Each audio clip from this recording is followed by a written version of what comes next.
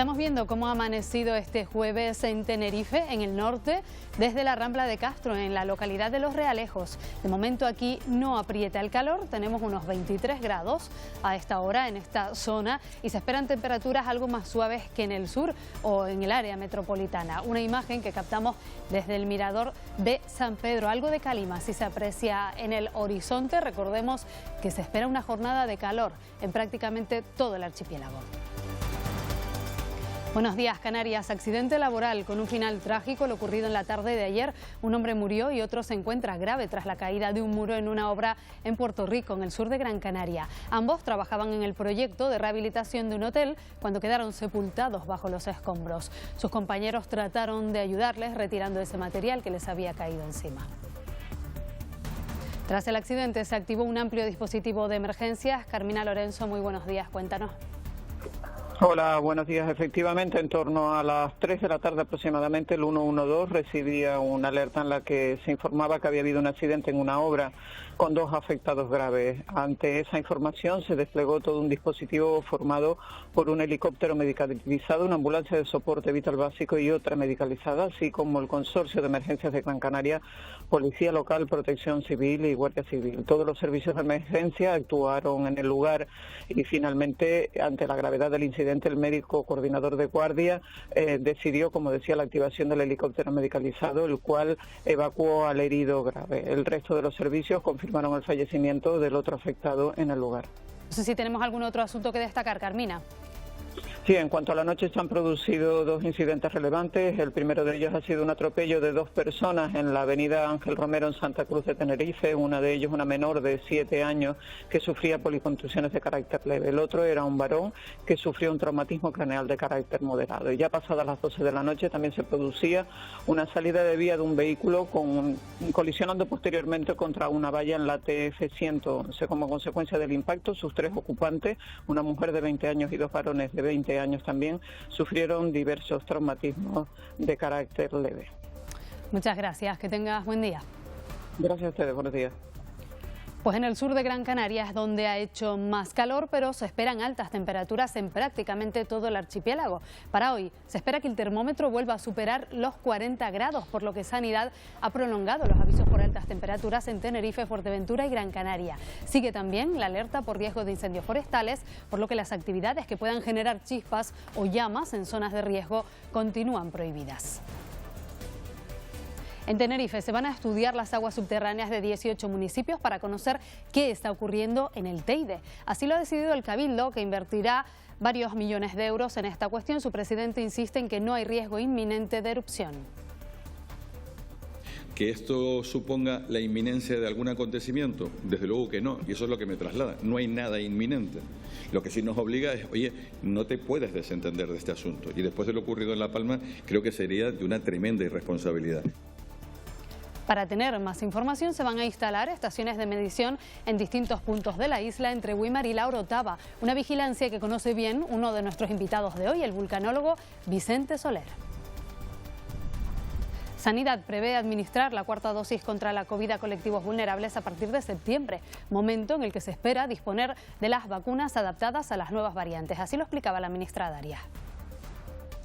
A las personas mayores de 80 años, a las personas que están en residencia y posteriormente a las personas mayores de 60 años, a partir de la segunda quincena de septiembre, con la previsible llegada de vacunas adaptadas a variantes, que es lo que estamos esperando.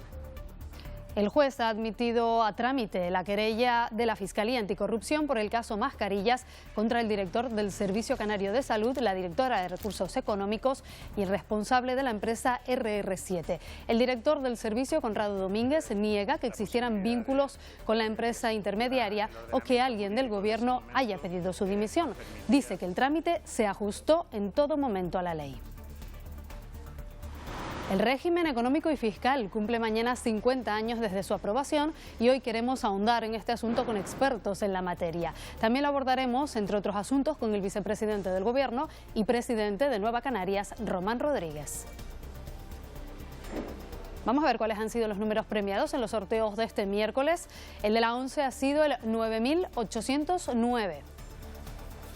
En la Bonoloto el 1, 15, 17, 25, 37, 48, complementario 18 y reintegro el 5.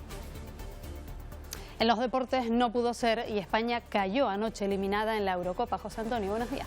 Jugó mejor que su rival, arriesgó buscando la victoria y cayó de la manera más cruel. Buenos días, así es el fútbol. La selección española de fútbol femenino lo puso todo para clasificarse por primera vez en su historia para las semifinales europeas, pero se encontraron con una eliminación difícil de digerir porque ganaban a falta de 6 minutos con un gol de Esther que puso por delante a las españolas. Luego empataron las inglesas con un tanto muy polémico en el que se pidió falta y a la prórroga, con el público volcado a favor de las locales, llegó el golazo que las clasificaba y derrumbaba a las nuestras.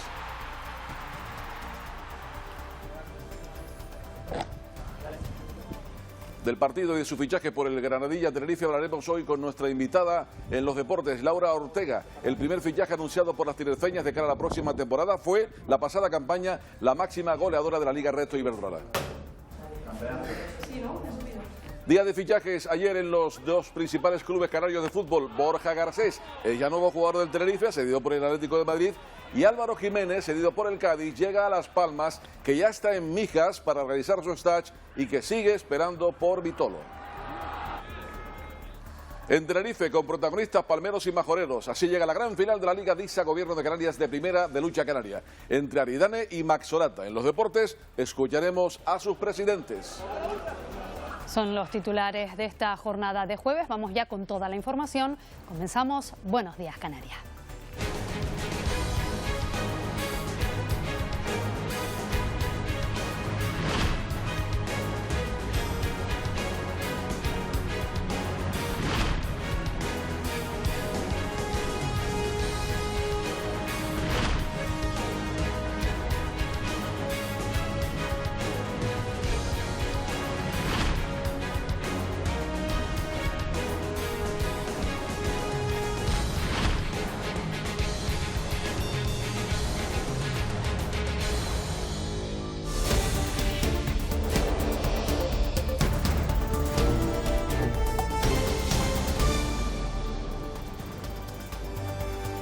Otra de las imágenes de esta mañana de jueves nos llega desde la zona del Rincón, en Las Palmas de Gran Canaria, y estamos viendo el monumento al Atlante. Vemos la playa de las Canteras al fondo, también el barrio de la Isleta. Amanece nublado, sin viento, con un mar en calma y con calor. Ahora mismo se están registrando unos 22 grados de temperatura. Recordemos, insistimos, mucha precaución hoy porque se espera bastante calor. Echamos un vistazo como cada día también a las portadas. Comenzamos hoy con el diario de Avisos, que lleva en primera página esa noticia referida al cambio climático. Dicen que asombra a Europa con una ola de calor que bate récord. Hemos visto estos días imágenes inéditas en distintos puntos, no solo de España, también de ciudades europeas, con temperaturas que han superado con creces los 40 grados. Vemos también esa imagen para el Teide y esa noticia que nosotros les comentábamos. El Teide será más vigilado a través de las aguas subterráneas. Pedro Martín, el presidente del Cabildo, anunciaba ayer una inversión, instalación de centrales, de instalaciones para controlar las aguas subterráneas que puedan definir o extraer información sobre lo que está ocurriendo en el Teide. De momento se descarta, según Pedro Martín, una erupción inminente. En el día también vemos imagen para el calor. Alertan las islas por las altas temperaturas. En titular vemos: Santa Cruz elimina las tasas para abrir empresas. El ayuntamiento aumenta hasta el 5% además la bonificación por la domiciliación bancaria de los impuestos. Esa rebaja fiscal para las empresas entrará en vigor en 2023. En la provincia oriental, los diarios Canarias 7 y La Provincia llevan estos asuntos. El Canarias 7 hace alusión al caso Mascarillas. Dice: el juez admite la querella y embarga los bienes de RR7, esa empresa dedicada a la compraventa de vehículos que intermedió en la adquisición de mascarillas por valor de 4 millones de euros. En la imagen vemos una zona de árboles en Gran Canaria. Dice: y quería quemar Tamadaba. Ha sido detenida una persona internada en un centro psiquiátrico porque intentaba, según este periódico, provocar un incendio en el Valle de Agaete. En La Provincia vemos que titula: con la pandemia, dice, triple de muertos por COVID, con menos enfermos en las UCI. Los ingresos en los hospitales están a punto de batir el récord, aunque durante julio, dice La Provincia, han empezado a bajar. En esa imagen vemos una exposición muestra de 240 piezas donadas a la Casa de Colón. A nivel nacional vamos a comenzar con el periódico El País, que lleva en su primera página ese titular: alarma en Europa por la crisis política en Italia. Hoy podría dimitir el primer ministro Mario Draghi al no conseguir el apoyo de su equipo. En esa imagen, terrible imagen de un ataque en Ucrania, dice: un misil ruso contra un adolescente ucranio. Un chico de 13 años murió en el ataque cuando esperaba el autobús en la ciudad de Kharkov. Ahí le vemos con su padre. En El Mundo, también en el ABC, vemos que llevan un único asunto en portada. Vemos a la presidenta de la Comisión Europea, Ursula von der Leyen, dice: Bruselas se plantea un invierno con racionamiento de gas. Propone ahorros voluntarios del 15% desde agosto. España descarta restringir el uso a ningún consumidor. Se opone nuestro país a esas medidas anunciadas por Bruselas. En El Mundo, Sánchez desafía a Bruselas y no cerrará el gas pase lo que pase, misma noticia que les estábamos comentando, y Mario Draghi, el primer ministro italiano, que se lleva las manos a la cabeza y hoy podría anunciar su dimisión. Una noticia que está, por cierto, desestabilizando a varios países de la Unión Europea, lo que podría ocurrir en Italia. La viñeta que elegimos hoy es la del diario El Mundo, de Gallego y Rey, en la que se mezcla Alberto Núñez Feijóo con ese resultado del Centro de Investigaciones Sociológicas, el barómetro que da la victoria al Partido Popular, mezclado con esa Motopapi, dice, con ese concierto de Rosalía. Ya saben, Motomami es el nombre de su gira, también el nombre de su disco. Vemos a Núñez Feijóo muy contento, suponemos, con los resultados de esa encuesta. Hoy ya saben que se espera bastante calor, el tiempo nos dejará otro día intenso, donde en algunos puntos la temperatura superará los 40 grados. Para combatir este sofocante calor, lo mejor será estar cerca de la costa y en el norte del archipiélago. Para este jueves habrá intervalos de nubes bajas en las costas del norte de las islas de mayor relieve y es en ellas donde tendremos el ambiente más fresco. En el resto del archipiélago nos espera otro día de sol con calima en altura. La temperatura más alta se registrará en Gran Canaria, donde superarán los 40 grados. En el resto las máximas oscilarán entre los 34 y 38 grados. El viento dominante será el alisio. En la costa del sureste y del noroeste de las islas de mayor relieve y de forma local en Lanzarote y Fuerteventura soplará fuerte y racheado y será moderado en las medianías, perdiendo intensidad en las cumbres. En el mar predominará la fuerte marejada.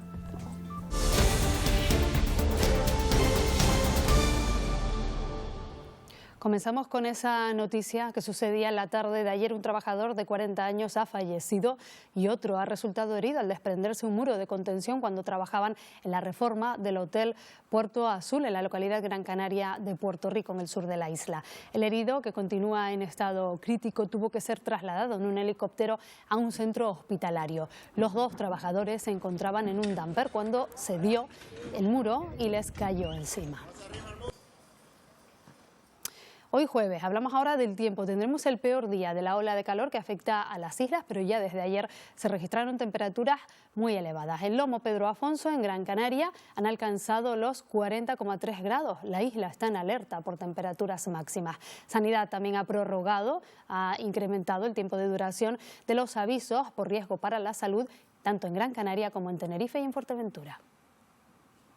Gran Canaria es la isla con un mayor número de municipios bajo el aviso rojo de sanidad por alto riesgo para la salud a causa de las altas temperaturas. El rojo cubre prácticamente toda la zona sur y central de la isla y se extiende en principio hasta el próximo martes 26 de julio. La verdad que hace mucho calor y sí, andan buscando un poquito de fresquito. Aquí a la sombra sí está bien, pero si caminas al sol sí que está fastidiado. Con agüita fresquita y tratando de estar a la sombra el mayor tiempo posible, la verdad. En Tenerife son 3 los municipios del sur en aviso rojo hasta el próximo martes. Quienes llegan a la isla desde la península entienden estos días el efecto de los vientos alisios. Yo vengo de Madrid, así que el calor no es que sea mucho comparado con 41 grados. La península, pues estamos con un poco más de calor, ¿no? Ahí estamos a 42 casi todos los días. En comparación con Extremadura esto no es nada, acostumbrado ya a lo mejor hasta 40 y pico grados de venir aquí, esto es la gloria. En Fuerteventura el riesgo alcanza solo el amarillo, riesgo bajo para la salud en 4 municipios de la isla, en este caso hasta el próximo domingo 24 de julio. Estoy disfrutando de la vida con este calor, me encanta, o sea, lo llevo muy bien. Mal. ¿Por qué? Mal, porque hace mucho calor. Bueno, es lo que hay, cambio climático o lo que sea. Lo que más preocupa es que se puedan producir incendios. Hay alertas activas tanto en Gran Canaria como en toda la provincia occidental. Las autoridades recuerdan que la mayoría de estos incendios se originan por imprudencias, por lo que piden extremar las precauciones. Los datos son preocupantes, mucho viento en la zona de cumbre, una humedad muy baja, temperaturas muy altas. Estos son los ingredientes perfectos para que se pueda producir un incendio si no extremamos las precauciones. Por lo tanto, una llamada a la prudencia, al cuidado. Los cambios de uso del territorio, el exceso de construcciones y el abandono progresivo del entorno rural están generando incendios cada vez más frecuentes y más agresivos. Los montes se están metiendo en los pueblos o los pueblos se están metiendo en los montes. Eso implica un riesgo tremendo para la población y desbordamiento de los operativos. Estamos viendo estos días como en toda Europa se declaran incendios fuera de capacidad de extinción debido a las dimensiones y a la gravedad de la situación. El problema, dicen los técnicos, sería menor si se realizasen más acciones preventivas. Le pasamos la responsabilidad al bombero, al que tiene que venir a apagar. El problema está en que son incendios que ya están demasiado descontrolados y nos vemos muy empequeñecidos ante las longitudes de llama esas tan grandes. Entonces tiene que trabajarse una política de prevención desde las administraciones, pero también desde el nivel de responsabilidad de cada persona. Si yo soy propietario de una huerta, el responsable de limpiarla soy yo. Si esa huerta está abandonada y no la uso, yo con mi huerta sucia puedo hacer que se queme la casa de una persona. Además, el problema se agrava con la caída del sector primario. Con más actividad de agricultores y ganaderos limpiando la masa forestal, quizás, dicen, harían falta menos helicópteros e hidroaviones. Ya son más de 80.000 las hectáreas que han ardido en la península por culpa de los incendios. 12 continúan activos y las altas temperaturas y el viento están dificultando y mucho las labores de extinción. España es el país europeo más afectado y afronta su peor verano en 15 años. Más de 80.000 hectáreas han ardido ya en la península. 2 incendios continúan activos y 9 están en nivel 2, el segundo más grave. El viento y las altas temperaturas no lo están poniendo fácil. En algunas zonas el fuego ha arrasado por completo casas y vehículos. En otras rodea localidades enteras. Más de 11.000 personas han sido desalojadas. Esto fue una catástrofe total. Y está ahora todo calcinado. Y tenemos por mucha pena y mucha tristeza. Por dar las gracias a este pueblo, que se han portado muy bien con nosotros. Gracias. Los de Lugo y Orense son los peores hasta el momento. También preocupa el incendio de Ateca en Zaragoza, que va camino de convertirse en el más virulento de Aragón en casi 3 décadas. Mejoran las expectativas en Cebreros, Ávila. La bajada de las temperaturas con un aumento de la humedad está ayudando a controlar el avance de las llamas. Casi toda España estará en alerta este fin de semana por temperaturas superiores a 40 grados y no se descarta una tercera ola de calor. Las autoridades piden extremar las precauciones. Y Europa pide también a los países miembros que reduzcan voluntariamente un 15% el consumo de gas durante los próximos 8 meses. En la actualidad, el flujo de gas ruso es menos de 1/3 si lo comparamos con el año pasado. Europa quiere prepararse por si hay un corte total del suministro. El próximo martes se celebrará un Consejo de Energía para votar esta propuesta para la que España ya se ha opuesto. Reducir el consumo de gas un 15% entre el próximo 1 de agosto y el 31 de marzo es la petición de la Comisión Europea a los países miembros. Piden estar preparados por si Rusia corta totalmente el flujo de gas. De momento será voluntario, pero será obligatorio si la Comisión o un mínimo de 3 países declara el estado de alerta. Flow of Russian gas is now less than 1/3 to what it used to be, for example, at the same time last year. Russia is blackmailing us. Russia is using energy as a weapon. En España, el Gobierno no apoya este plan de contingencia. Creen que no han tenido en cuenta la situación de cada país. Según el Ministerio de Transición Ecológica, España ha trabajado durante años en materia de sustitución del gas por otras fuentes más eficientes. Además, es el principal puerto de entrada a la Unión Europea de gas natural licuado. Entendemos que es clave trabajar juntos con un enfoque europeo. España no apoya esta propuesta. Consideramos que se plantea sin orientación previa sin debate de orientación general en el Consejo Europeo, incluso cuando las consecuencias económicas y en términos de impacto redistributivo son particularmente importantes. El próximo martes 26 de julio, los 27 países miembros asistirán al Consejo de Energía, donde debatirán sobre esta propuesta de la Comisión Europea.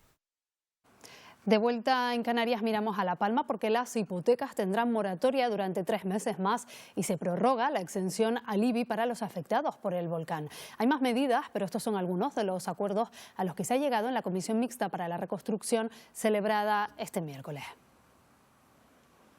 Finalizada la 8ª comisión mixta celebrada en La Palma, los responsables de las diferentes administraciones participantes hacen su balance. Las nuevas viviendas que están previstas, sobre todo las modulares, las nuevas 40 que ha comprado también Visocan, pero nosotros hemos puesto sobre la mesa que vamos a llegar a un año después de la erupción volcánica sin esas soluciones. Se ha hecho también un mapa de riesgo, qué zonas son aquellas en donde en principio no debiera construirse por posibles riesgos, y todo eso ha exigido un trabajo de planificación que ha cumplido los plazos previstos, que lo presentamos antes de que acabe el mes de julio. Vamos a habilitar una nueva partida de 6,5 millones de euros para ayuda a compra de enseres. No pagarán IBI, no pagarán impuesto a actividades económicas los afectados en el año 2022.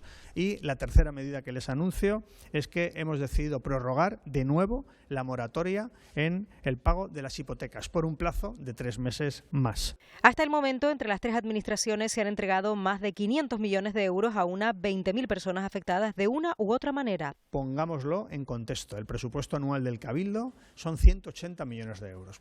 El Gobierno canario también descarta las medidas para rebajar tramos del IRPF a los habitantes de La Palma. El Gobierno de Canarias lo que ha defendido, defiende y va a seguir defendiendo es aplicar las ayudas directas y las bonificaciones fiscales a los y a las afectadas.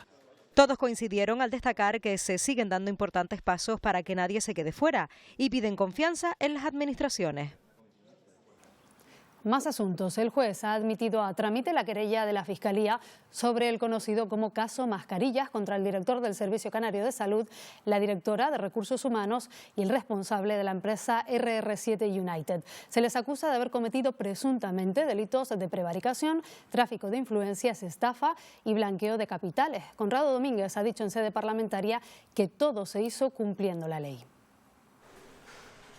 Dice el Gobierno que la normativa en mayo de 2020 permitía flexibilizar acciones para conseguir material en un contexto de emergencia. El ordenamiento jurídico de ese momento nos permitía, por supuesto, realizar las actuaciones que hasta ese momento se realizaban. La oposición ha censurado con contundencia la gestión y exige responsabilidades. Llama la atención que, bueno, que fuera una empresa con una solvencia económica muy limitada, se adelantara esa cantidad tan importante de dinero sin recibir el material. Robaron 4 millones de euros. Delitos, insisto, por los que no se acudió a la justicia teniendo constancia de ello y, por lo tanto, deber. ¿Por qué con estos precedentes detienen los procedimientos y les vuelven a dar una segunda oportunidad? Lo que pedimos es si van a haber algunas responsabilidades.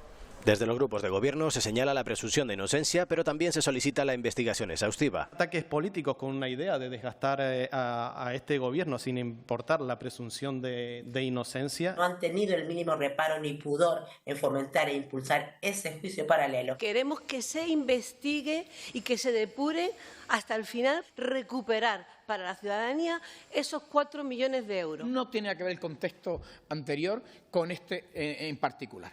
La tensión en el mercado internacional era el que era. Domínguez aclaró por qué se solicitó una segunda remesa pese a una primera fallida. Seguíamos necesitando ese tipo de material y se actuó siempre conforme a los principios de interés público. Asegura que nadie le ha pedido que dimita. Y cuando digo nadie, es nadie del Gobierno de Canarias ha pedido a este director que dimita. No tengo ningún vínculo de amistad con el administrador de la empresa en cuestión. El consejero Trujillo adelantó que la Agencia Tributaria Canaria realiza intentos de embargos e investiga el patrimonio de la empresa RR7. Restan 10 meses para las elecciones autonómicas y los partidos políticos empiezan a definir sus estrategias de cara a esos comicios sin perder de vista la coyuntura económica que envuelve a Canarias. En nuestra ronda de portavoces parlamentarios hoy nos acompaña el líder de Nueva Canarias, también vicepresidente del Gobierno, Román Rodríguez. Muy buenos días, señor Rodríguez. Hola, buenos días, ¿qué tal? ¿Cuáles son las previsiones de crecimiento que maneja su partido para Canarias de cara a final de este 2022? Bueno, primero hay que decir que hemos tenido un trienio terrible y que cuando pensábamos que salíamos de la pandemia, pues tenemos la desgracia de la guerra de Ucrania y la inflación que compromete la economía internacional. No hay nadie que se libre de este mal llamado inflación que, insisto, compromete la recuperación económica. A pesar de eso, Canarias este año crecerá más que la media española y la previsión también es que crezcamos más el año 23. Hay datos incontestables, el empleo, el dato macroeconómico más relevante que expresa que una economía marcha es el empleo. Y estamos en récord histórico de afiliados a la Seguridad Social. Y añado, con contratos de calidad como nunca, de forma que a pesar del contexto complicado que representa la inflación, no hay ninguna duda de que Canarias está por encima de la media española en crecimiento, estamos generando empleo y por lo tanto esa es una buena noticia. Es cierto que aquí, como en el resto del Estado español y del mundo, los precios están por encima de lo razonable y eso tensiona las economías familiares, las empresas y el sector público, porque el sector público es el actor económico más importante de Canarias. El año 21, el 25% de la riqueza de Canarias fue el presupuesto ejecutado por el Gobierno y por lo tanto nosotros que compramos alimentos, energía, cemento o alquitrán tenemos también tensiones con la inflación. Pero yo creo que Canarias sigue avanzando a pesar de las dificultades y creo además que el Gobierno de Canarias, el Gobierno de Progreso, ha estado estos 3 años a la altura de las circunstancias terribles sobrevenidas que nos han afectado y haremos lo propio lo que resta de legislatura. ¿Y de qué manera considera usted que debería orientarse el presupuesto? Ya se está empezando a trabajar en él para hacer frente a esa inflación. Además, ha habido récord de recaudación en estos últimos meses. Bueno, cuando los años son normales, todos los años son récord porque se crece más que el año anterior. Afortunadamente, el año 22 está siendo, en términos económicos, mejor que el 19, por supuesto mejor que el 21 y que el 20, y el incremento de recursos fiscales el 11,7. Pero el gasto público se ha consolidado por encima del 27%, de manera que el gasto de la sanidad, de la educación, de las carreteras y la vivienda, más que duplica en el año 22 ese incremento de ingresos fiscales. Por lo tanto, cuando se habla de ingresos, si no se habla de gasto, se está contando la mitad de la película. ¿Qué va a ser? Ya estamos trabajando hace 2 semanas con el presupuesto del año 23.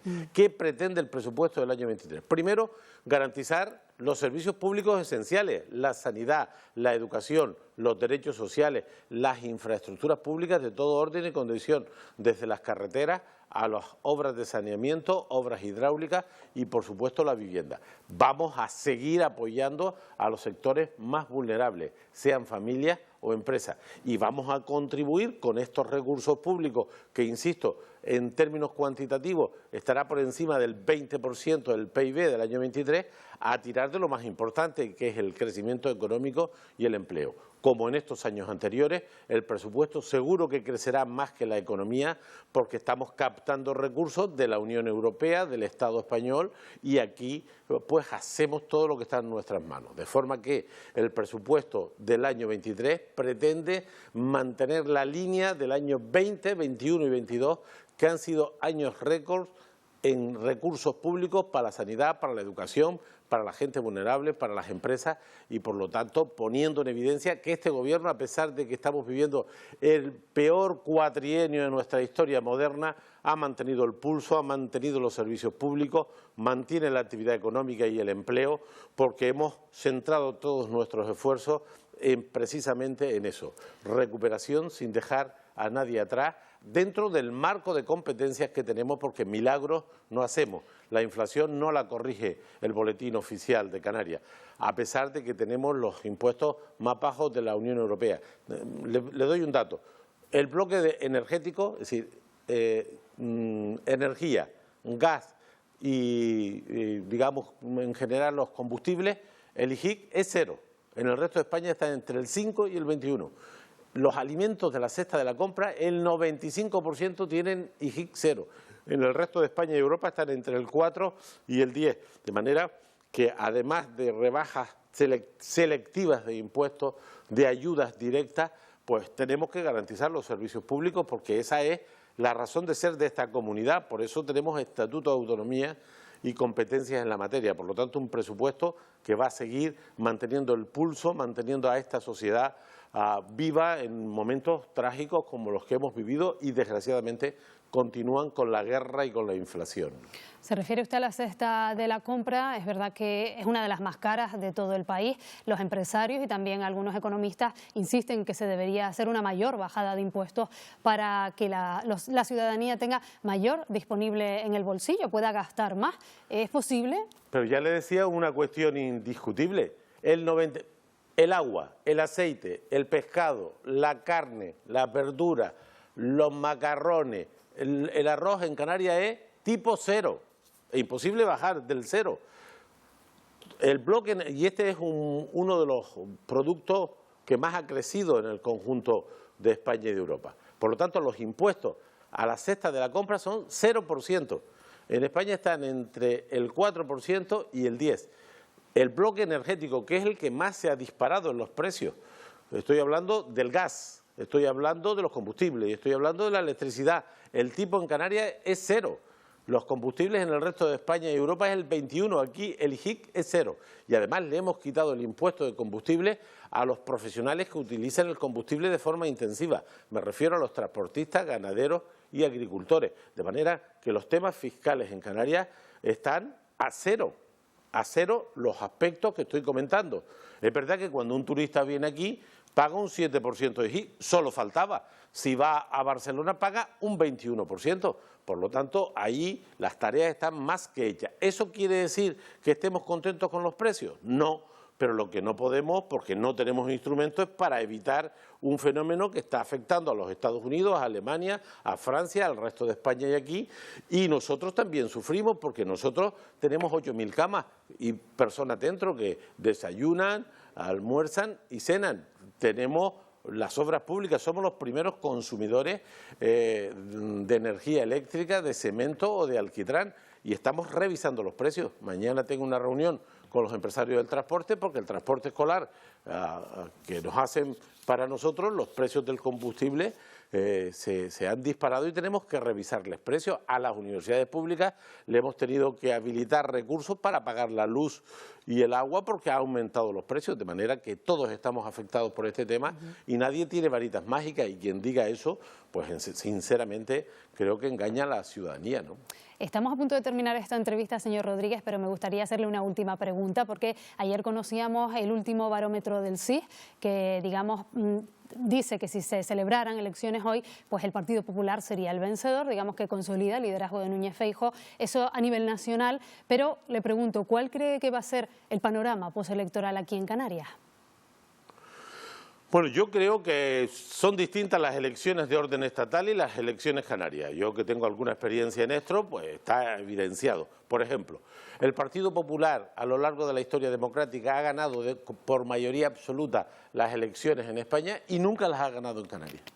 Por dos razones. Primero, porque son distintas y porque nuestro sistema electoral además también es distinto. Yo no tengo duda de que el gobierno de progreso que ha regido la Comunidad Autónoma Canaria en estos 4 años fatídicos, yo creo que con rigor, con sensibilidad, manejando situaciones extremas y con resultados ahí están, crecimiento, empleo y servicios públicos, va a tener el apoyo mayoritario. Mi información dice, desde hace bastantes meses, que los partidos del Pacto de Progreso revalidamos la confianza de la ciudadanía si hoy hubiera elecciones. De todas formas, aquí hay que trabajar, comprometerse, dedicarse a lo importante, que es a los servicios públicos, al empleo, a ayudar a la gente que más lo necesita, también a las empresas, a defender a Canarias en Madrid y en Europa, cosa que hay que hacer siempre, y por lo tanto no tengo duda que llegaremos a final de legislatura con unos resultados positivos, teniendo en cuenta el peor contexto de nuestra historia, pandemia, volcán, incendios,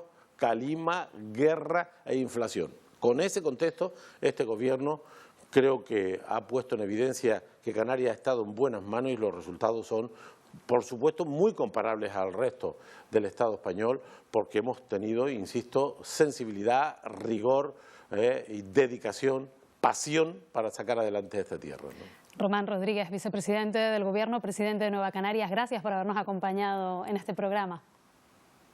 Gracias a ustedes, buen día. Buenos días.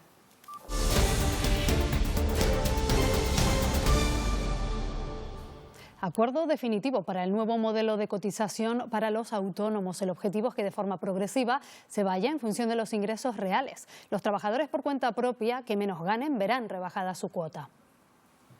Será beneficioso para los autónomos que menos dinero ganen. A ellos, a los que están en el tramo hasta 670 euros, se les rebaja la cuota a 200. Esos son 30 euros menos de lo que se paga ahora.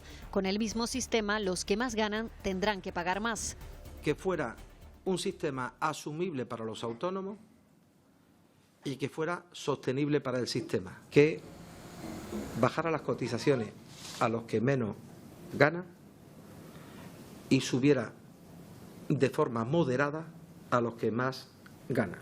La cuota irá disminuyendo progresivamente año a año hasta 2025 para 100.000 autónomos canarios. A partir del año 2023, el importe de sus cuotas a la Seguridad Social se ven reducidos. Un profesional que esté en unos rendimientos netos de unos 3.000 euros mensuales no va a tener la obligación de cotizar por esos 3.000, sino por la base mínima que se estipule en cada uno de los tramos.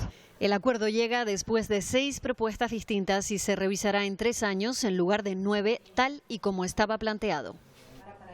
Cara y cruz en el turismo en Canarias. Hay optimismo en islas como Tenerife y Lanzarote, donde los británicos, que mantienen intactas las ganas de viaje, son el principal cliente. Por otro lado, islas como Gran Canaria o Fuerteventura, en las que el principal mercado es el alemán, que se retrae ante la subida de precios.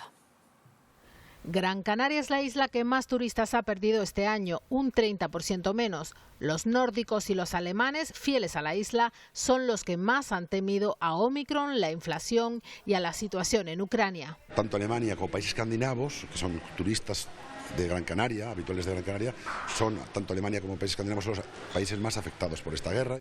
Ante esta incertidumbre, el Cabildo de Gran Canaria propone diversificar. Nuevos nichos como puede ser el holandés, el francés y también, ¿por qué no?, reforzar más el británico, se compensen la pérdida de turistas nórdicos. No vamos a recuperar en este 2022 los números del 2019, esto no se va a dar. Respecto a la queja sobre el alza de los precios, los hoteleros lo niegan. Respecto al 2021 sí nos encontramos unos precios más bajos, no porque hemos subido los precios, sino porque el 2021 hicimos grandes bajadas de precios. Ni Gran Canaria ni Fuerteventura se atreven a adivinar más allá del verano. El invierno dependerá de la actitud de los turistas ante la incertidumbre económica. Pues La Laguna, en Tenerife, recibe anualmente más de 1 millón de turistas. Con el objetivo de mejorar la experiencia del usuario, el Ayuntamiento ha presentado 2 planes directores para impulsar el sector en el casco histórico y en la comarca nordeste. Ciudad Patrimonio de la Humanidad o un litoral plagado de playas y piscinas naturales son algunos de los atractivos turísticos de La Laguna. Ahora el consistorio ha presentado 2 planes directores para el sector con un claro objetivo: revitalizar el sector turístico tanto de la comarca como del casco. Un proyecto elaborado mano a mano con la Universidad de La Laguna y que, entre otros, pretende crear un patronato de turismo para el municipio. Con mezcla público-privada, ¿no?, en el que todas estas acciones tuvieran cabida y pudieran llevarse a cabo. Consensuado con el tejido empresarial y asociativo, impulsará un modelo turístico sostenible en zonas como Bajamar o Punta del Hidalgo. La comarca del nordeste, ¿no?, pues digamos tiene problemas derivados pues de que es un terreno rural, ¿no?, y en cierta medida es la parte de la España vaciada que le toca a La Laguna. Se han sentido abandonados en los últimos años y que hay como muchas cosas por hacer, que pasan por un plan de infraestructura. Una planificación turística que en el casco histórico atiende a otras demandas. El problema es más bien al contrario, ¿no?, de morir de éxito, ¿no?, de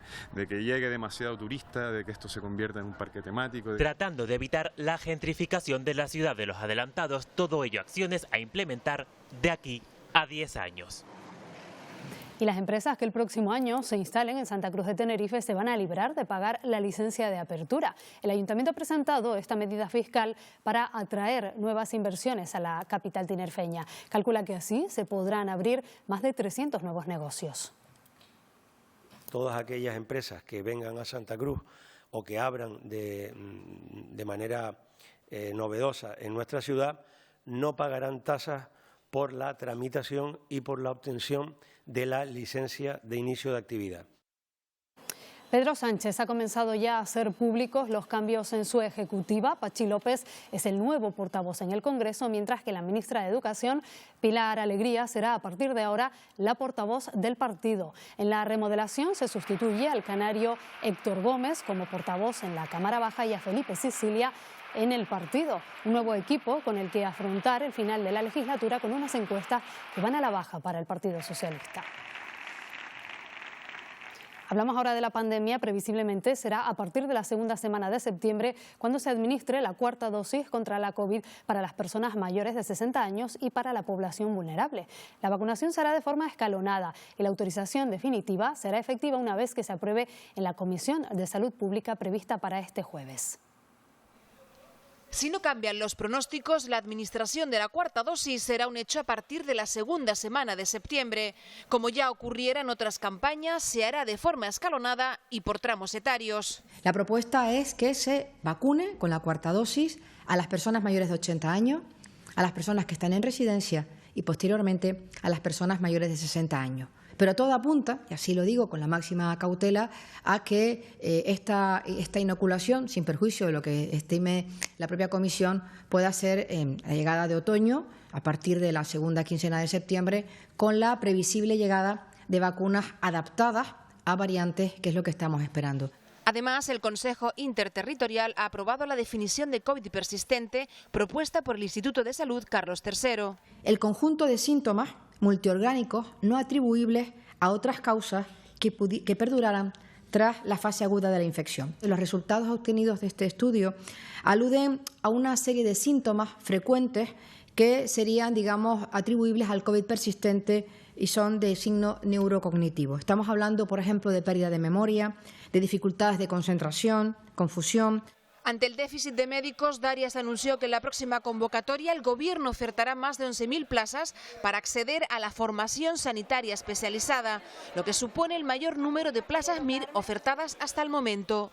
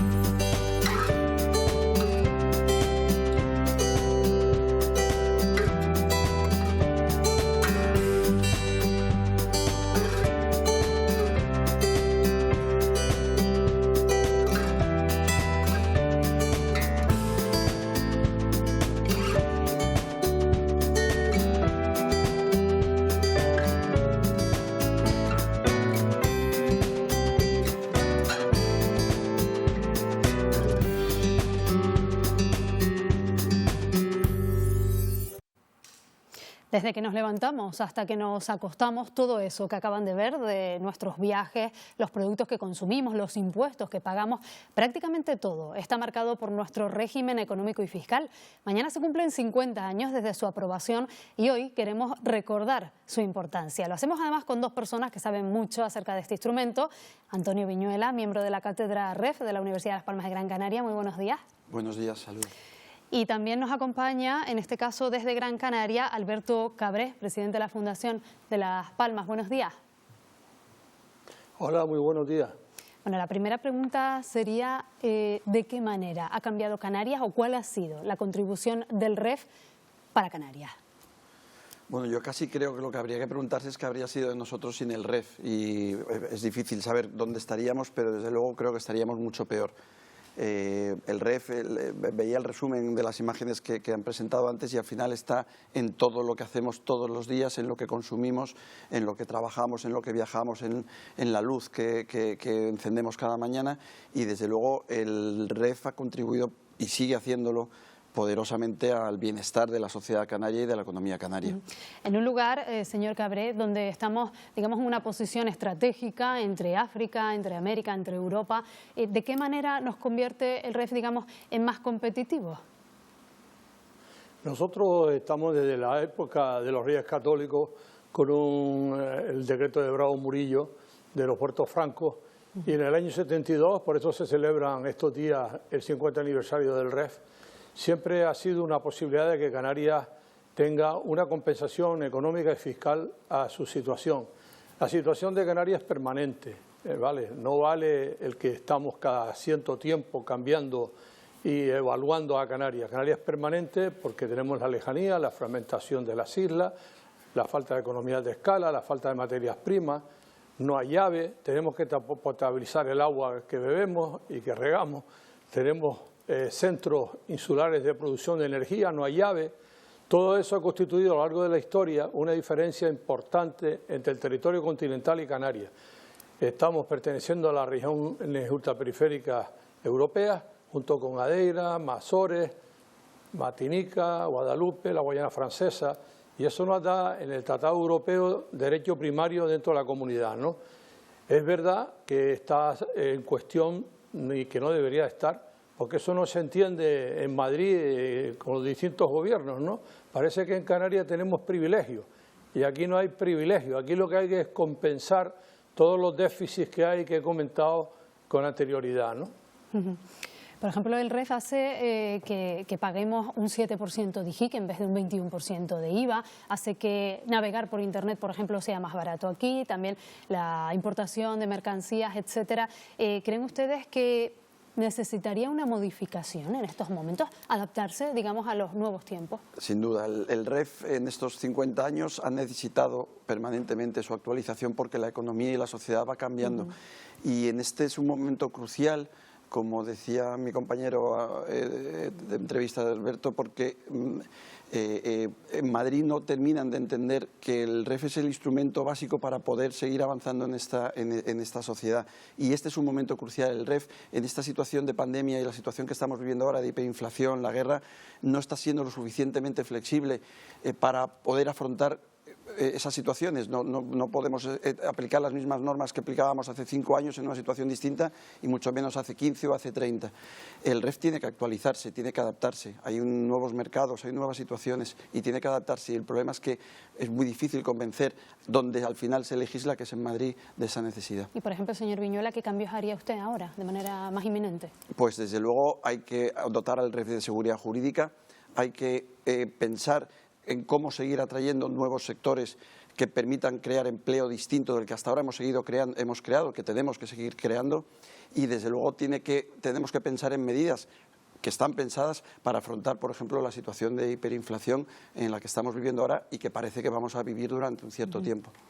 Señor Cabré, el régimen económico y fiscal trata de compensar, lo decía usted hace un instante, esa situación en la que se encuentra Canarias de lejanía, de un archipiélago fragmentado, un territorio muy alejado del continente europeo. Por ejemplo, en lo que se refiere a los transportes, nosotros ahora mismo nos beneficiamos de un 75% de bonificación, hace que pagar los billetes sea más barato. ¿Cree usted que podríamos aspirar a una bonificación mayor o esto, digamos, es una utopía? Bueno, yo creo que siempre hay que estar en relación con el coste y la distancia, ¿no? Ahora hay una reivindicación de los residentes canarios, por ejemplo, que están en Madrid trabajando, que muchos de ellos se han hecho residentes en Madrid, pues venir a Canarias les significa pagar el doble o el triple de sus propios familiares que viven aquí. Esas son las reivindicaciones, pero no solamente el transporte de las personas, el transporte de las mercancías también, entre Península y Canarias y entre las propias Islas Canarias. Yo creo que todo es un paquete y lo complicado aquí es estar explicando cada vez que hay un cambio de gobierno en Madrid al funcionario de turno, y vuelvo a repetir que no son privilegios, que Canarias tiene un estatuto de autonomía del año 2018, recientemente aprobado por las Cortes Generales, y sin embargo estamos en permanente discusión. Mi compañero Viñuelas decía antes, con toda la razón, que es importante no solamente que haya leyes que definen nuestro régimen fiscal, sino que después reglamentos que los desarrollen. Ahí ha habido a lo largo del tiempo una inseguridad jurídica tremenda que ha dado fruto a muchas inspecciones y hay muchas interpretaciones por parte de la agencia tributaria de todo lo que es la reserva de inversiones, los plazos de dotación que hay, si hay COVID o no hay COVID, las normativas europeas cuando cambian el impuesto a sociedades que no tienen en cuenta la realidad canaria, las operaciones triangulares que se hacen con importaciones que se hacen de terceros países y van a terceros países porque tienen que tributar el impuesto a sociedades. Y esto es permanente, esta batalla dura del año 72. Yo la viví en persona en Bruselas, en Madrid, con el ministro Rato, con Aznar, con Coalición Canaria, que tenía afortunadamente en aquella época 4 diputados en Madrid, y era importante esa presencia política en Madrid, porque Cataluña está muy bien, País Vasco está muy bien, pero Canarias tiene su régimen económico fiscal y sus fueros canarios que hay que defender a toda costa. Y eso se está poniendo en cuestión, pues cada vez que hay un incidente o cada vez que hay una ley que influye, no se tiene en cuenta Canarias y hay que estar yendo a protestar, a decir, a argumentar. Yo creo que, por un lado, tenemos que estar alegres los canarios, porque si no hubiésemos tenido la reserva de inversiones, la bonificación a la agricultura, a la ganadería, el REA, el POSEICAN, todos los instrumentos que flotan, satélites del REF, Canarias hubiese sido una región pobre, una región sin recursos, una región de inmigrantes. Y afortunadamente estas islas están prósperas, serán prósperas, y yo creo que habrá un futuro económico a pesar de la crisis, a pesar de la inflación. Yo soy optimista y creo que cuando pase todo esto, que no hay más que dure 100 años, Canarias seguirá un rumbo, creo que cada vez más interesante, pero tienen que ayudar y reconocer de una vez por todas que nuestros estatutos y nuestro régimen económico fiscal es igual que los catalanes, los fueros del País Vasco, de Navarra, pero más antiguos, y además somos regiones ultraperiféricas, no estamos en el continente. Vuelvo a repetir, aquí no hay llave, aquí no hay centrales eléctricas que suministren a toda la península, son centros insulares de producción. Aquí dependemos todo lo que viene de fuera, de lo que se transporta entre islas, de los fletes, de los transportes. Hay que tener un poco más de atención a lo que son las Islas Canarias bajo mi punto de vista, ¿no? Uno de esos sectores que se beneficia y se ha beneficiado durante los últimos años mucho del REF son, por ejemplo, las producciones audiovisuales. Hemos visto rodajes de grandísima envergadura aquí en Canarias. ¿Cuánto dinero, por ejemplo, podría dejar aquí un rodaje que, claro, vienen a Canarias por nuestros escenarios fabulosos, pero también porque pagan menos impuestos? Efectivamente, pero está siendo un instrumento poderosísimo de atracción y es raro ver el día en cualquier isla en que no te encuentras a lo mejor una calle cortada o un escenario en la calle. Eso está creando una industria local que apoya a todas esas producciones, que está creando empleo, que está atrayendo inversiones y no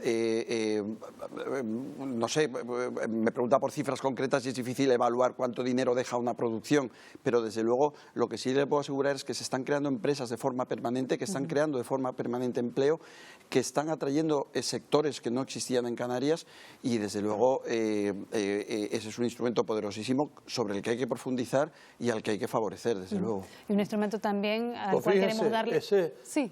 Diga, señor Cabrera. Ese es un instrumento poderosísimo, como dice Viñuela, pero también se ha puesto en cuestión. ¿Por qué? Porque cambiaron la norma en Madrid de la fiscalidad de las producciones y se olvidaron de Canarias y nos pusieron en Canarias una situación de desventaja respecto al margen que teníamos respecto a la península. Gracias a Dios hubo que ir al Congreso, hubo que protestar al Ministerio de Hacienda, a la ministra de Hacienda y al final, después de 6 o 7 meses, se rectificó dándonos la razón y afortunadamente tenemos un incentivo extraordinario de producción y de visita de todas las plataformas aquí a rodar en Canarias. Decía yo que es un instrumento poderosísimo que quizás no se termina de conocer del todo, por eso también desde Televisión Canaria queremos contribuir a su difusión y también con tertulias como esta queremos hacerlo. Muchísimas gracias a los dos, Alberto Cabré, Antonio Viñuela, muchísimas gracias por acompañarnos. Muchas gracias a ustedes. Buenos días. De nada, a ustedes.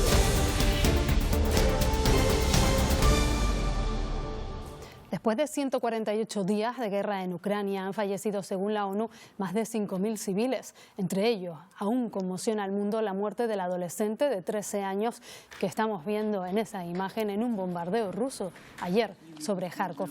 Estaba esperando la guagua junto a su padre. Es una muerte que llegó mientras Rusia anunciaba no descartar las operaciones más allá de la región del Donbass y el presidente ucraniano Volodymyr Zelensky calificaba de insuficiente las nuevas sanciones de la Unión Europea sobre Moscú. Italia también es hoy noticia porque se encamina hacia unas elecciones anticipadas. Ayer, el primer ministro Mario Draghi superó técnicamente la moción de confianza celebrada en el Senado, perdió la mayoría parlamentaria y la de sus socios de gobierno, los partidos de la derecha y el movimiento 5 Estrellas, que decidieron no votar, por lo que Draghi no obtuvo el respaldo que buscaba para no dejar su cargo, tal y como había anunciado, y se está a la espera de que hoy presente previsiblemente su dimisión. Hasta la vista, baby. De esa forma se despidió Boris Johnson en su última intervención en el Parlamento británico. Lo hizo cuando se decidió quiénes serán los dos candidatos que van a luchar para sucederle como líder del Partido Conservador. Se trata del exministro de Economía Rishi Sunak y la ministra de Asuntos Exteriores Liz Truss, y durante el mes de agosto recorrerán el país para tratar de conseguir el voto de los afiliados, que decidirán el próximo 5 de septiembre quién es finalmente el sucesor de Boris Johnson. Hacemos un alto para la publicidad. A la vuelta, más actualidad y toda la información del mundo del deporte. No se muevan.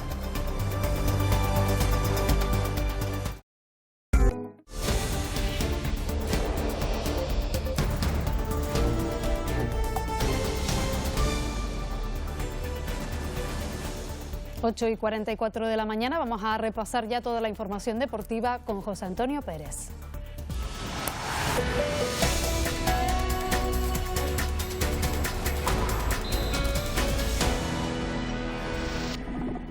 Ya les avisábamos ayer de que sería un día importante en cuanto a fichajes para Tenerife y Las Palmas, y finalmente lo fue, José Antonio. Un fichaje por cada equipo, aunque se esperaba otro que todavía no se ha resuelto, que es el de Vitolo. Pendiente. Buenos días. Borja Garcés y Álvaro Jiménez son las nuevas altas. Empezamos con el Tenerife porque lo que era un secreto a voces finalmente se confirmó. El Tenerife cerró el acuerdo con el Atlético de Madrid para la cesión del delantero Borja Garcés durante la próxima temporada. El melillense, que ya jugó en Fuenlabrada y en el Leganés, se incorpora con ganas a la plantilla blanquiazul. Tenerife, bueno, al final es un club histórico, como tú has dicho, y siempre está ahí peleando. Me encanta el equipo, me encanta la ciudad, por lo que he visto por ahora, y bueno, a darlo todo, como te he dicho, para conseguir los objetivos. Borja es peleón, es un tío de área, tiene gol, es rápido, pero bueno, la gente ya me verá poco a poco.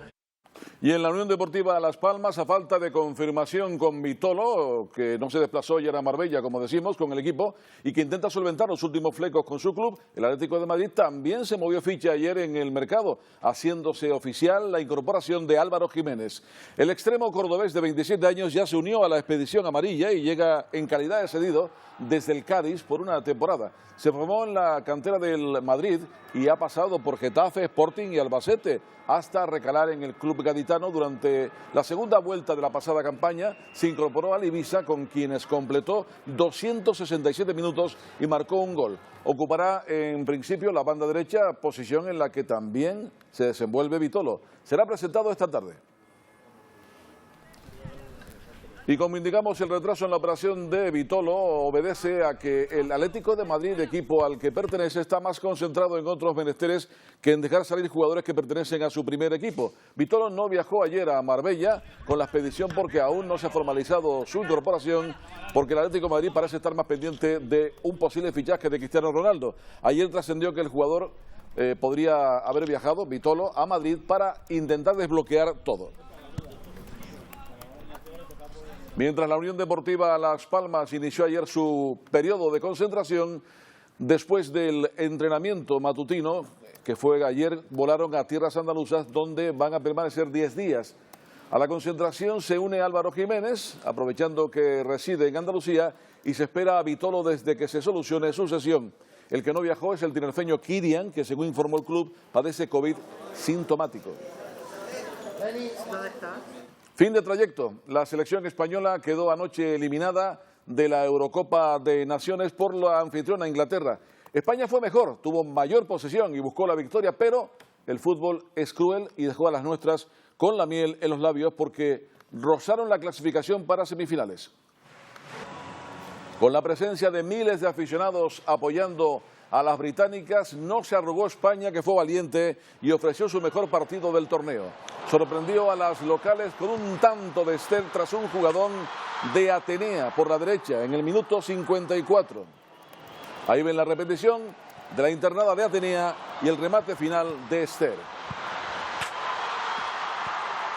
España pudo aumentar su ventaja y estuvo a punto, pero un polémico gol, el que ven en el minuto 84, cerca del final por mediación de Thun, llevó el partido a la prórroga y enfadó a las españolas, por ejemplo a la canaria Misa, que después de este gol de las inglesas recibió tarjeta amarilla por protestar desde el banquillo. Ahí van a ver la imagen en breve.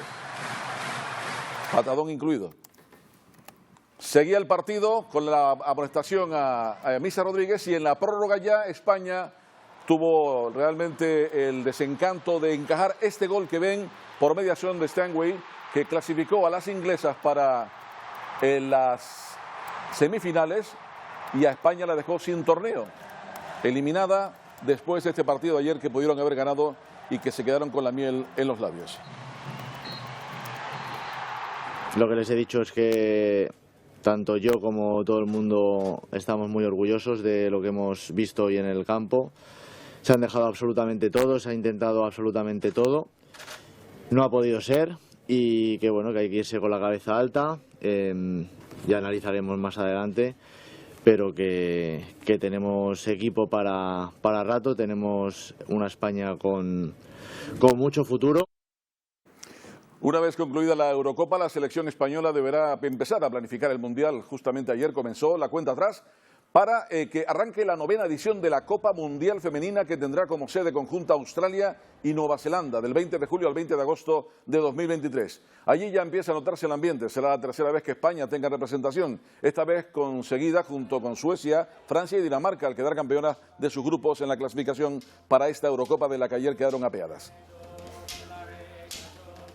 Con suerte y eficacia, que depende de ella y del grupo, igual tenemos alguna jugadora del Granadilla Tenerife en ese Mundial de 2023. Tenemos con nosotros al primer fichaje anunciado este verano en el equipo tinerfeño de la Primera Iberdrola. Se trata de Laura Ortega. Buenos días, Laura. Muy buenas. ¿Tienes ilusión en todavía formar parte de la selección española? Porque ya has estado en las categorías inferiores. Bueno, es algo que ahora mismo está muy lejos, pero ojalá, yo creo que siempre es el sueño de toda jugadora. ¿Viste ayer a España? Sí. ¿Qué te pareció? Sí. Bueno, que el fútbol es así, que al final, por mucho que hagas los 90 minutos más una eliminatoria, se decide todo en la prórroga y es una pena, la verdad.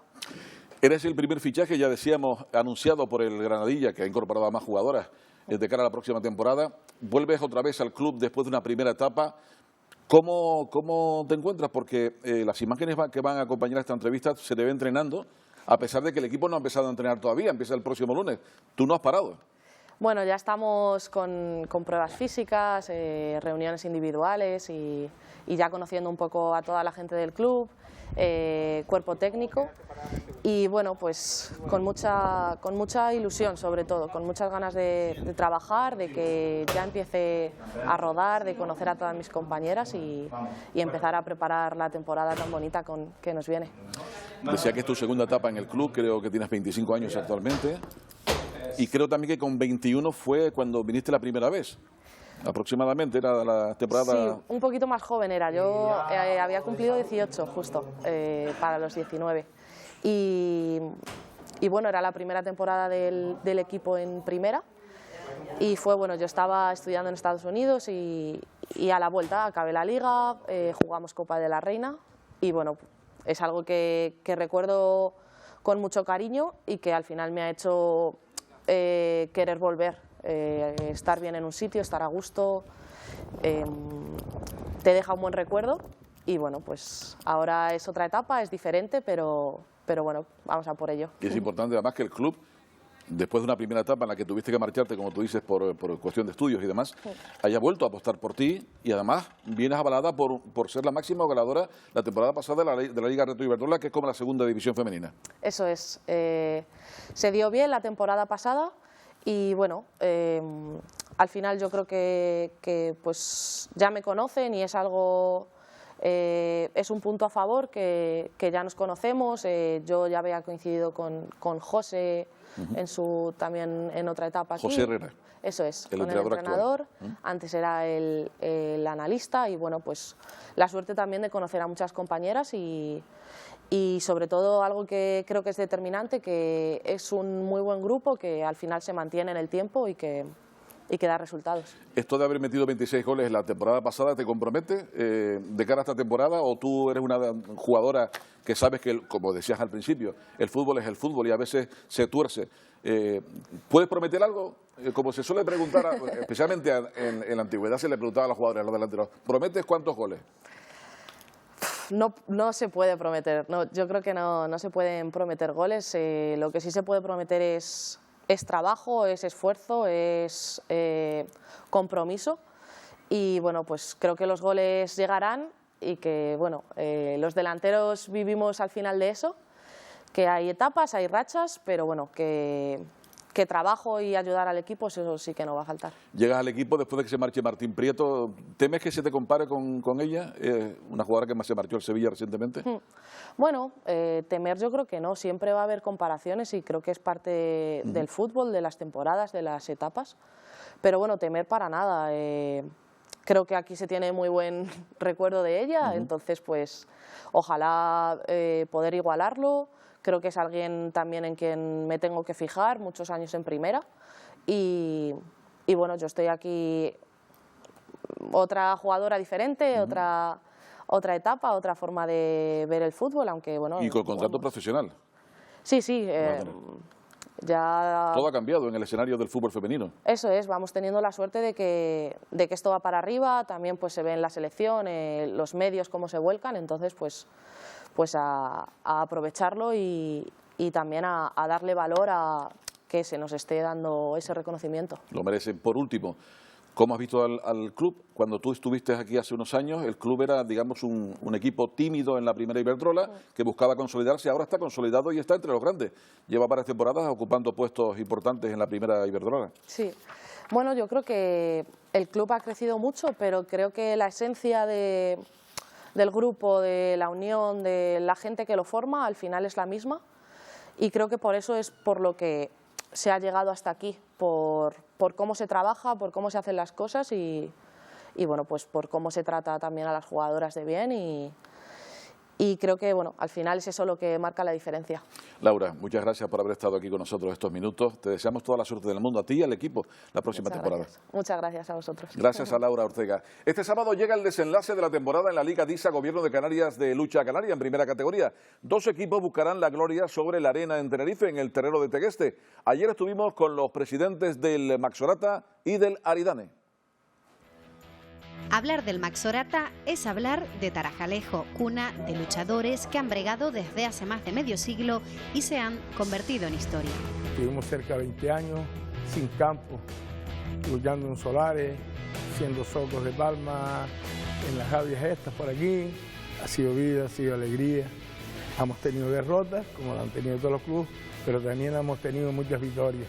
El trofeo que recibimos de los juveniles. Se emociona al nombrar a la afición, luchadores en la grada que les han ayudado a llegar a la gran final. Le hemos dado esta alegría a la afición, que se lo merece, de estar donde estamos y que ellos estén con nosotros. Con todo el coraje van rumbo al último encuentro de la regional. Nosotros decimos que vamos a ganar, después que salga lo que Dios quiera. Y hasta se atreve con un posible resultado final. Es difícil, pero se puede ganar 11-12.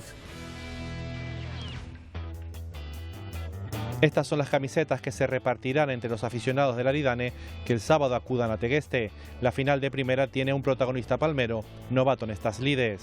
Cuando conformamos una plantilla siempre pensamos en conseguir objetivos, pero yo creo que un objetivo tan grande como esto ni nosotros mismos ni nadie apostaba porque el Aridane estuviese metido en la final. Una confección de plantilla de marcado acento local. Nosotros tenemos más del 90% de luchadores, el 100% son palmeros. Y más del 90% son de aquí, salieron de las raíces del Aridane. En Tegueste la afición del Valle se hará notar. Yo creo que me están movilizando más la afición a mí que el club a la afición. La verdad que súper contento con la respuesta de la gente y seguramente en Tenerife el sábado vamos a tener una gran afluencia de aficionados aquí del Aridane. Sin una predicción definida, el Aridane se siente ganador en un año tan complicado dentro y fuera del ámbito deportivo. Una lucha que va a estar muy igualada y los puntales al final definirán arriba, pienso yo, es lo que yo pienso.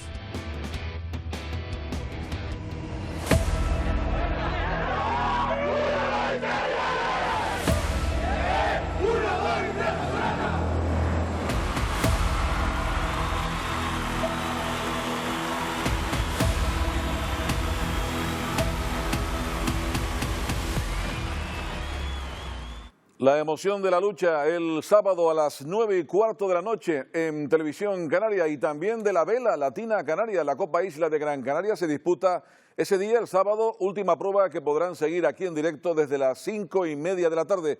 El pueblo guanche, líder, depende de sí mismo para conquistar su tercer título de la temporada.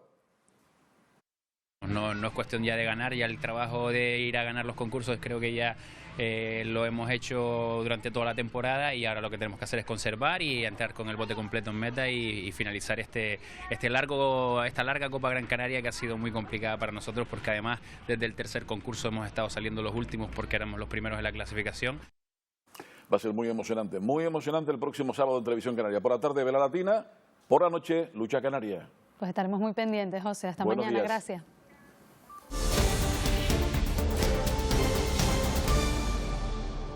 Hoy en Buenos Días Canarias estamos muy atentos al calor porque debemos seguir extremando las precauciones ante las altas temperaturas que se esperan para estos días. Hoy va a ser uno de los más fuertes y prevenir es la clave para evitar males mayores y poder disfrutar de un verano de manera tranquila. Nos vamos a ir al Hierro porque allí se han tomado varias medidas de precaución. Vamos a ver cuáles. Aridia Marichal, muy buenos días.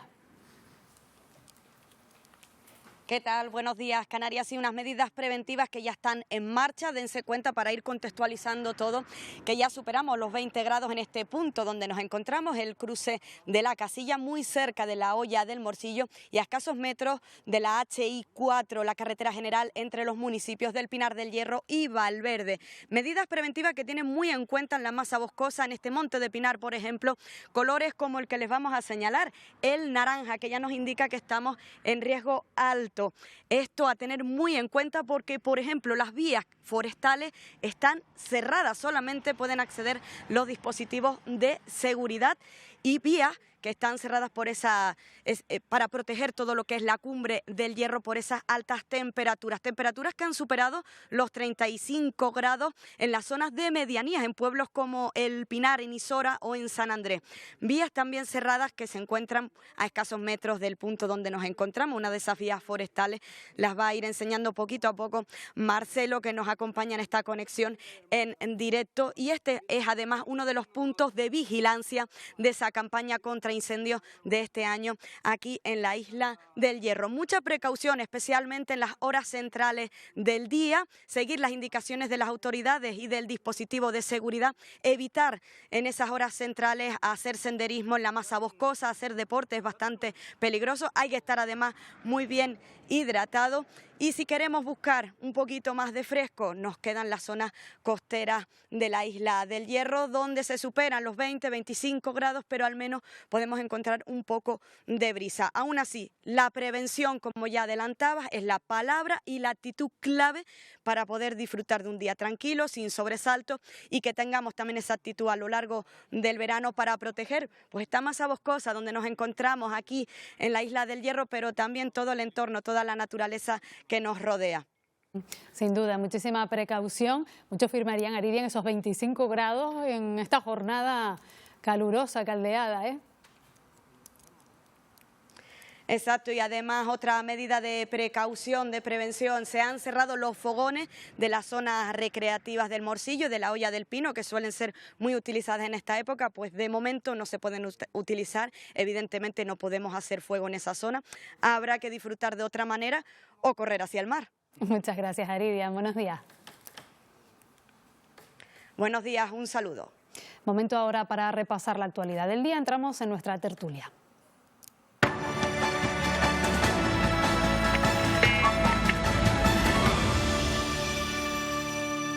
lo hacemos hoy con Natacha Yarena y Bernardo Sagastume. Muy buenos días. Buenos días. Vamos a empezar con una noticia política porque se van despejando algunas incógnitas sobre los cambios en la estructura del Partido Socialista después de la salida de la vicesecretaria general Adriana Lastra. Acabamos de conocer que Patxi López será el nuevo portavoz en el Congreso. Ahí estamos viendo un momento del pasado debate del Estado de la Nación en que Sánchez se acercaba a darle ese abrazo. No sabemos si tiene que ver o no con este nombramiento. Sustituye López al canario Héctor Gómez. La ministra de Educación, Pilar Alegría, será la portavoz del partido en sustitución de Felipe Sicilia. Para el sábado hay convocado un comité federal donde se oficializarán estos cambios. Bueno, cambios que vamos conociendo de manera extraoficial, digamos, aunque lo recogen muchos medios de comunicación ya hoy, pero esos nombramientos de manera oficial ya serán el próximo sábado en ese comité federal que se ha convocado de manera extraordinaria. ¿Cómo lo ven? Los viejos rockeros nunca mueren, parece, ¿no? Porque vuelven otra vez los digamos, antiguos gerifaltes del PSOE, quizás en un momento en que Pedro Sánchez sobre todo necesita apoyos y sobre todo estabilidad en el partido. Patxi López creo que también juega a caballo ganador. No me convence demasiado el nombramiento de Pilar Alegría, de la ministra, como portavoz del partido, básicamente porque yo creo que siempre es bueno dividir o diferenciar cargos orgánicos tan importantes como la portavocía de un partido, en este caso la portavocía del PSOE, con un cargo tan relevante como ser ministra de Educación.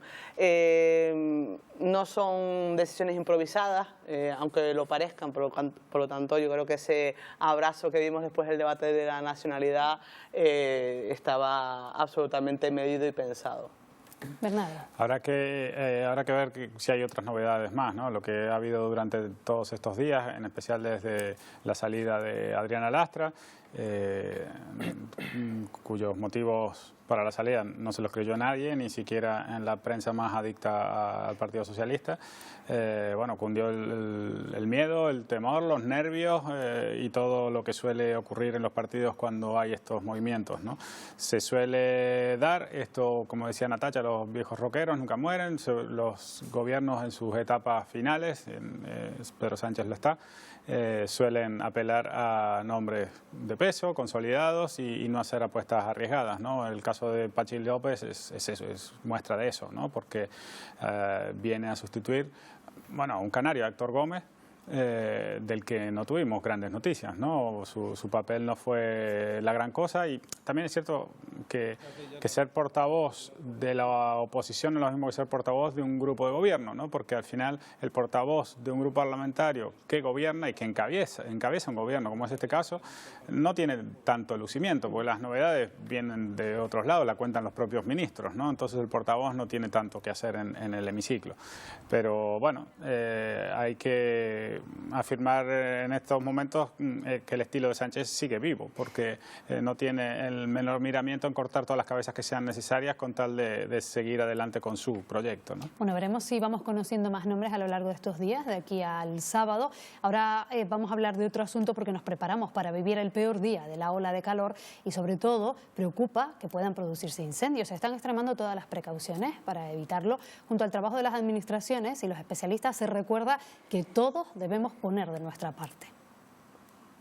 Debes tener tu propiedad preparada para el fuego. Pues quitar todo aquello que está seco, la hojarasca, la hierba que está seca. Todos tenemos una cierta responsabilidad. No es única y exclusivamente ni de la administración ni de la parte forestal.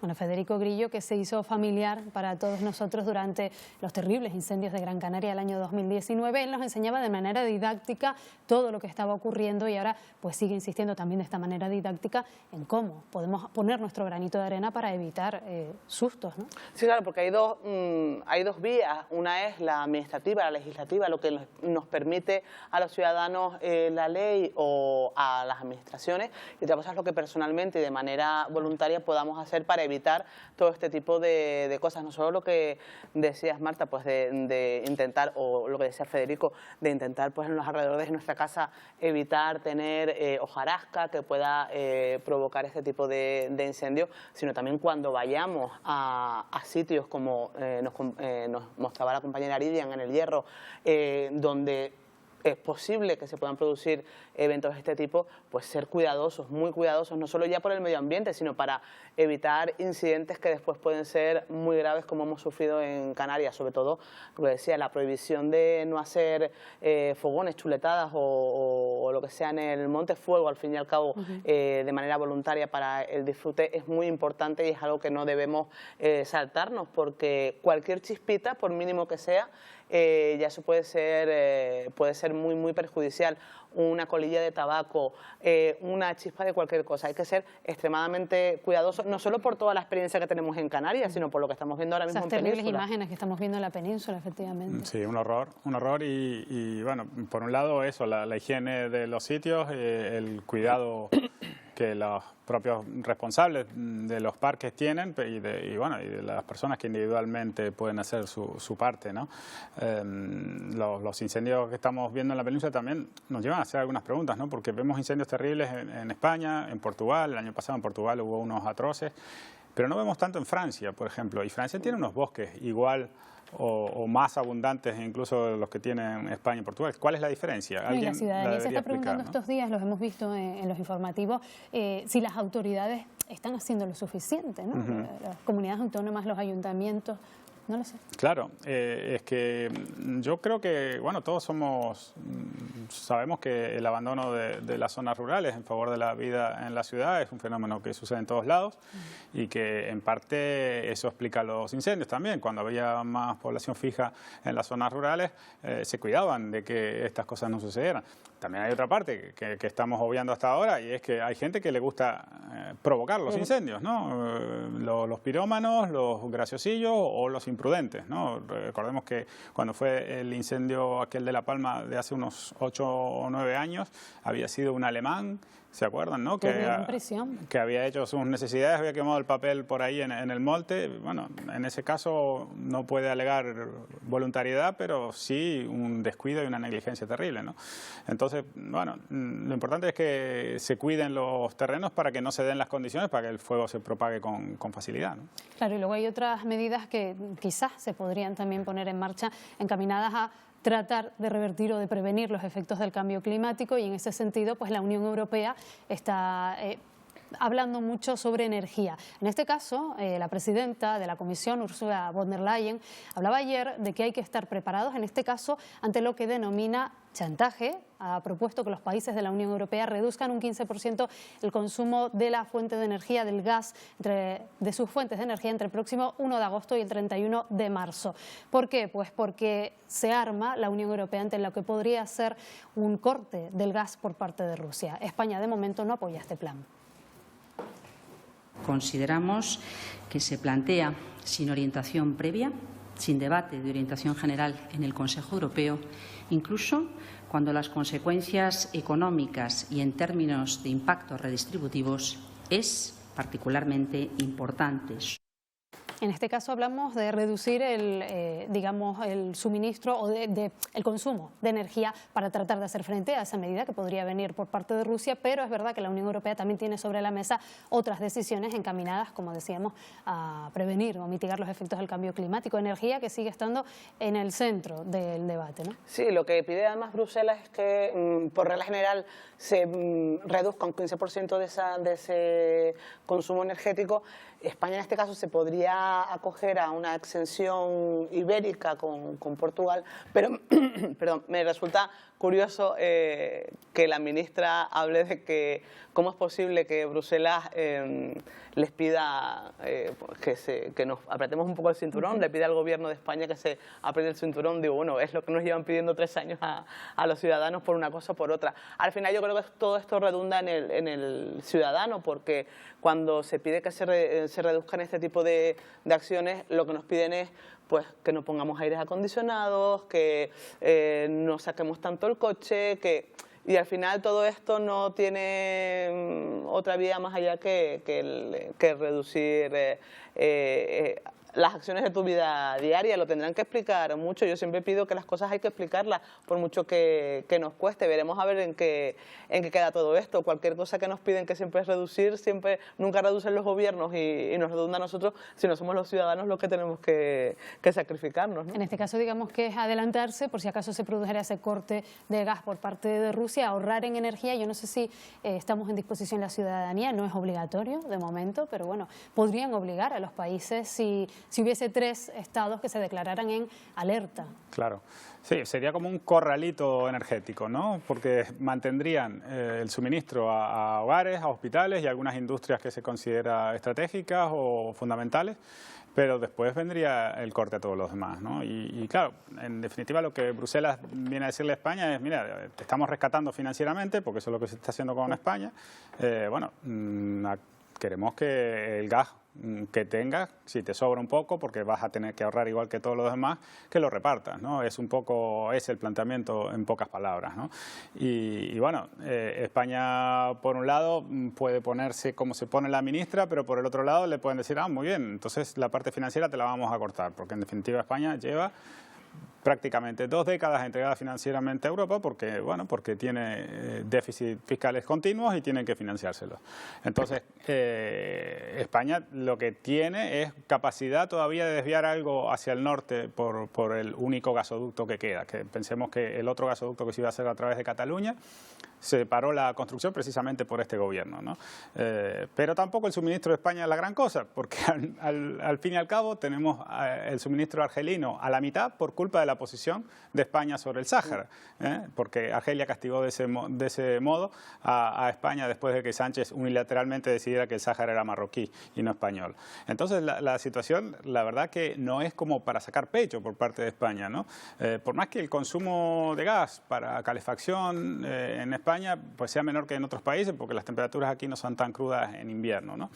Pero no sé, quizá la ministra no eligió el mejor momento para sacar pecho y para ponerse fuerte como se pone en estos momentos, dado que la situación de España es lo suficientemente frágil como para reconocerla como mínimo, y si te piden un esfuerzo que por ahora es voluntario, pues bueno, lo vamos a ver, lo vamos a charlar, lo podemos conversar y no decir que no. Una reducción que se pide del 15% a los estados, que en el caso de España podría ser del 10%. Se va a someter a votación la próxima semana, veremos en qué queda ese resultado. Más cosas. El caso de las mascarillas se abordó en el Parlamento este miércoles. El consejero de Sanidad y el director del Servicio Canario de Salud avalaron la legalidad de la operación.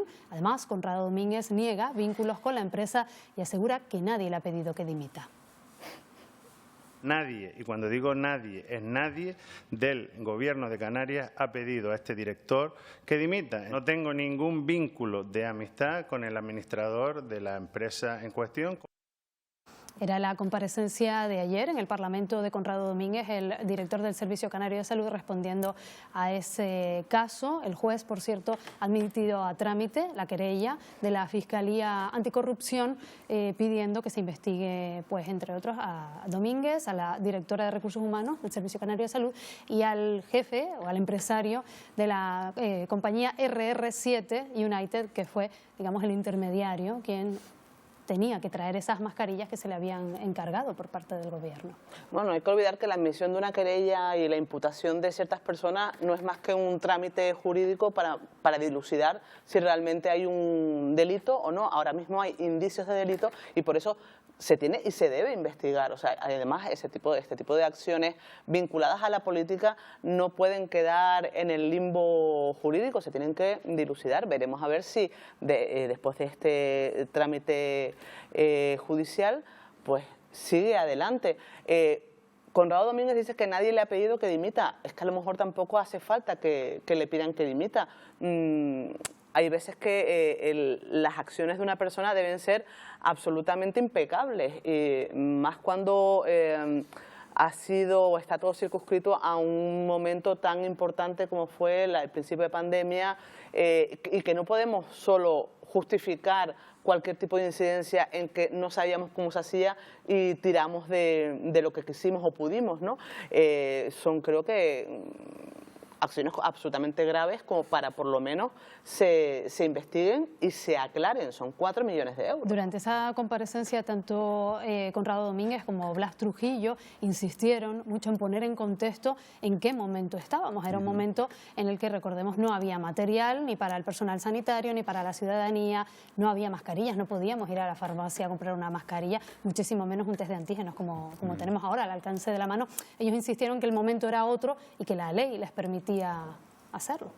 El momento era otro y el consejero era otro también, porque ahora vemos a Blas Trujillo ahí delante de las cámaras y en realidad el consejero era Julio Pérez en sustitución de Teresa Cruz Oval, que había sido relevada en plena del Servicio Canario de Salud también había otra persona. Exactamente, Conrado Domínguez llega después al Servicio Canario de la Salud.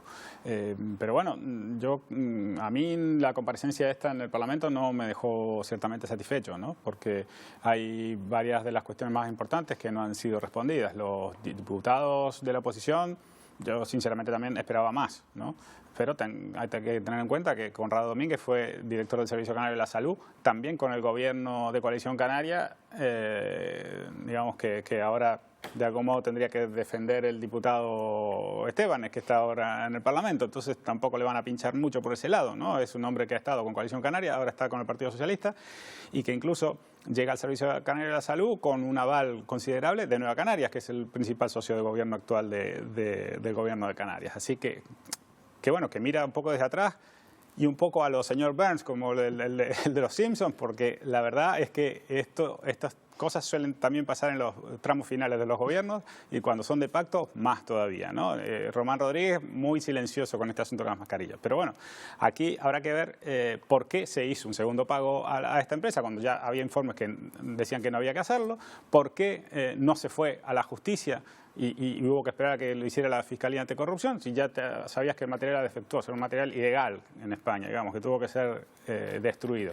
Bueno, esas preguntas yo creo que no han sido respondidas en la suficiente medida como para dejarnos satisfechos, ¿no? Bueno, será un asunto del que seguro seguiremos hablando en los próximos días, pero vamos a despedir esta tertulia, no sin antes ver este momento que se producía ayer en el Reino Unido, la despedida de Boris Johnson, su última intervención en el Parlamento británico.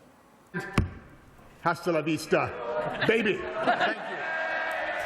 Así se marchaba justo cuando se ha decidido quiénes serán los dos candidatos que van a luchar por sucederle en el Partido Conservador. Se trata del exministro de Economía Rishi Sunak y la todavía ministra de Asuntos Exteriores Liz Truss. Bueno, Reino Unido que continúa con su proceso para sustituir a Boris Johnson. Él continúa dando titulares hasta el último momento. Hombre, no se podía ir de otra manera porque él ha sido un poco Terminator también en la política mundial, no solo con el Brexit, sino con todo lo que pasó después con esas polémicas continuas después de la pandemia, confinamiento, fiestas varias. Mal no se lo ha pasado, Boris. Yo creo que como figura política lo echaremos de menos. Como político, yo creo que no. Habrá que ver ahora también quién lo sustituye, porque la verdad que los dos perfiles, aunque parezcan que a priori son perfiles muy buenos, tienen una intrahistoria detrás que también es para conocerla. Digamos que esa es la curiosidad. Él decía también en su discurso que considera que ha cumplido con aquello para lo que vino, ¿no? Bueno, ¿qué iba a decir, no? La verdad que ha sido una decepción hasta para los propios partidarios de Boris Johnson, ¿no?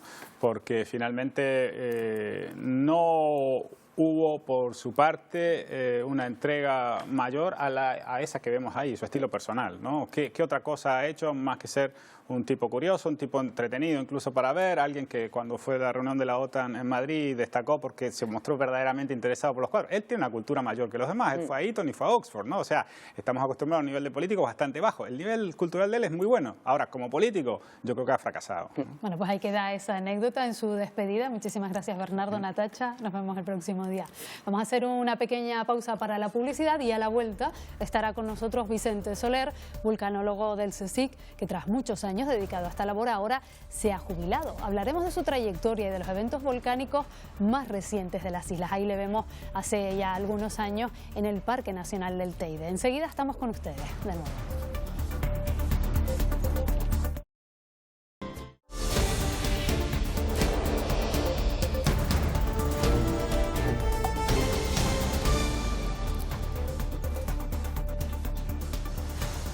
Falta un minuto para las 9:30 de la mañana. Seguimos en directo en Buenos Días Canarias y les vamos a hablar de actividad volcánica, porque cuando la hay, las aguas subterráneas pueden sufrir algunos cambios. Ese es un indicador importante. Por eso el Cabildo de Tenerife va a instalar estaciones en 18 municipios desde La Orotava hasta Güímar para hacer esas mediciones y ver qué nos puede comunicar, sobre todo el Teide.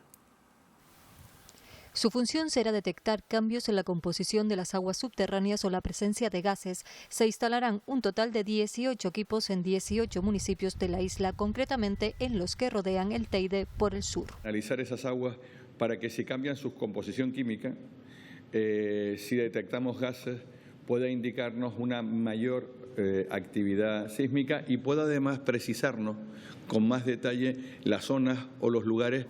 Para ello, el Cabildo pide la colaboración y cooperación de los municipios para que designen a una persona que cada semana se encargue de recoger las muestras y enviarlas para su análisis a Involcan. Pero Pedro Martín insiste. No hay nada inminente. Lo que sí nos obliga es, oye, no te puedes desentender de este asunto. Y después de lo ocurrido en La Palma, creo que sería de una tremenda irresponsabilidad. Este plan contra el riesgo volcánico sitúa a los municipios entre San Juan de la Rambla y Guía de Isora como los de más riesgo, pero con esta nueva actuación se amplía el mapa de muestreo desde La Orotava hasta Güímar. Y sobre este asunto le vamos a preguntar también a nuestro siguiente invitado. Su cara y su singular voz nos acompañaron durante los 3 meses que duró la erupción de La Palma, y su forma didáctica de explicar el fenómeno nos guió a los periodistas y ayudó a que la ciudadanía lo entendiera mejor. Ahora se retira de su actividad profesional como vulcanólogo, pero suponemos que sigue mirando de reojo los mensajes que nos transmite la Tierra. Vicente Soler, muy buenos días. Hola, buenos días. No sé si seguirá mirando de reojo o con detalle. Con mucho detalle, porque en realidad es una jubilación administrativa que me permite ganar tiempo para mirar con ese detalle. ¿Qué supuso para usted estar a punto de despedirse, digamos, decirle adiós a su actividad profesional con una erupción volcánica aquí en Canarias, donde ha vivido décadas ya usted? Supuso un colofón inesperado totalmente, porque en La Palma había microsismicidad de 2017, pero había una memoria histórica previa de que en el San Juan, por ejemplo, hubo actividad sísmica con 10 años de antelación. Entonces era algo inesperado, yo creo que para mí y para todos, hasta principios de septiembre que empezó. Y supuso un colofón porque mis inicios en el año 82 fueron precisamente estudiar las señales paleomagnéticas registradas en el volcanismo histórico, lo cual lo primero que hice al llegar a Canarias fue leerme todas esas crónicas y visitar uno por uno todas las erupciones históricas. Es como cerrar un ciclo que agradezco enormemente. Me gustaría aprovechar, ya que le tenemos aquí, para enseñarle unas imágenes que hacían públicas hace 2 días los compañeros de Involcan, que muestran cómo se encuentra en estos momentos el interior del cono en la isla de La Palma. Vamos a ver si podemos ver esas imágenes. ¿Cómo las interpreta usted? ¿Qué significa? Porque claro, vemos incandescencia todavía en ese interior. ¿Esto qué significa? Obviamente significa que sigue habiendo una conexión, que las rocas, como ya hemos dicho muchísimas veces durante el proceso de erupción, son materiales tremendamente aislantes. De hecho, esa capacidad aislante de las rocas es lo que mantiene en definitiva la vida en el planeta, porque mantiene el calor. Y recordemos que es que hay sitios donde hay 70 metros de coladas en el entorno del cráter, al oeste del cráter. Es sorprendente que siga esa incandescencia en superficie, lo cual quiere decir que el conducto de alimentación debe ser de muy grandes proporciones. ¿Y puede mantenerse así durante mucho tiempo? No debería en condiciones normales. Ténganse en cuenta que parece no haber emisión de SO2, que el propio Involcan siempre nos dice que está relacionado con el aporte o desgasificación de magma en superficie. Y yo creo que es simplemente una especie de manta térmica que está haciendo el volcán. Pero desde luego en las crónicas históricas de Canarias no hay nada parecido a esto por mucho tiempo. La erupción finalizó en el mes de diciembre, se dio por finalizada, y hay vecinos que tuvieron que abandonar sus casas, sus negocios, en una zona muy concreta. En ese momento que se inició en el mes de septiembre, en la zona de Puerto Naos, de La Bombilla, la emanación de gases está impidiendo que puedan volver. Se ha autorizado a algunos de ellos que a partir de mañana puedan regresar en la parte alta, porque se considera que no hay riesgo, pero no sé si esto significa que se puede ser más optimista. ¿Usted qué opina? Se puede ser algo más optimista conforme transcurre el tiempo, pero siempre hay que ser muy cauto, porque lo que hemos aprendido hasta ahora es que estas emisiones difusas en la zona de Puerto Naur y La Bombilla no son continuas, no son constantes, y dependiendo sobre todo de las variables atmosféricas, las condiciones meteorológicas, puede haber pulsos de actividad, y esto es lo que es de temer.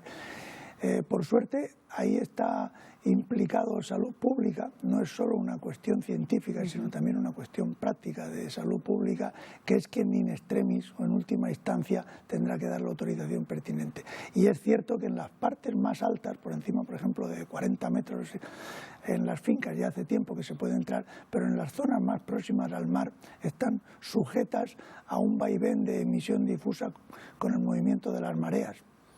Y eso dificulta enormemente el que se pueda garantizar la seguridad de las personas al 100%. Claro, y es muy importante insistir en ese mensaje porque, claro, esos gases podrían hacer que perdiéramos el conocimiento, que incluso terminara alguna persona falleciendo, ¿no? Por no ser consciente de estar respirando esos gases.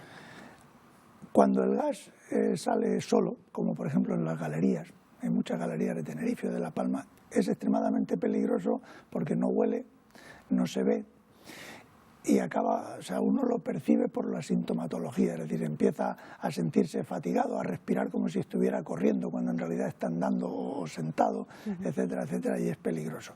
Hay otras áreas, por ejemplo en Azores, donde ese gas va acompañado de vapor de agua, entonces se ve salir y la gente convive. En Furnas, por ejemplo, hay una convivencia, pero los puntos de salida del gas se manifiestan por esa anomalía térmica que los acompaña de vapor de agua y es más fácil protegerse, pero de alguna forma habrá que ir acostumbrándose a convivir con las debidas precauciones, porque esto puede durar un tiempo.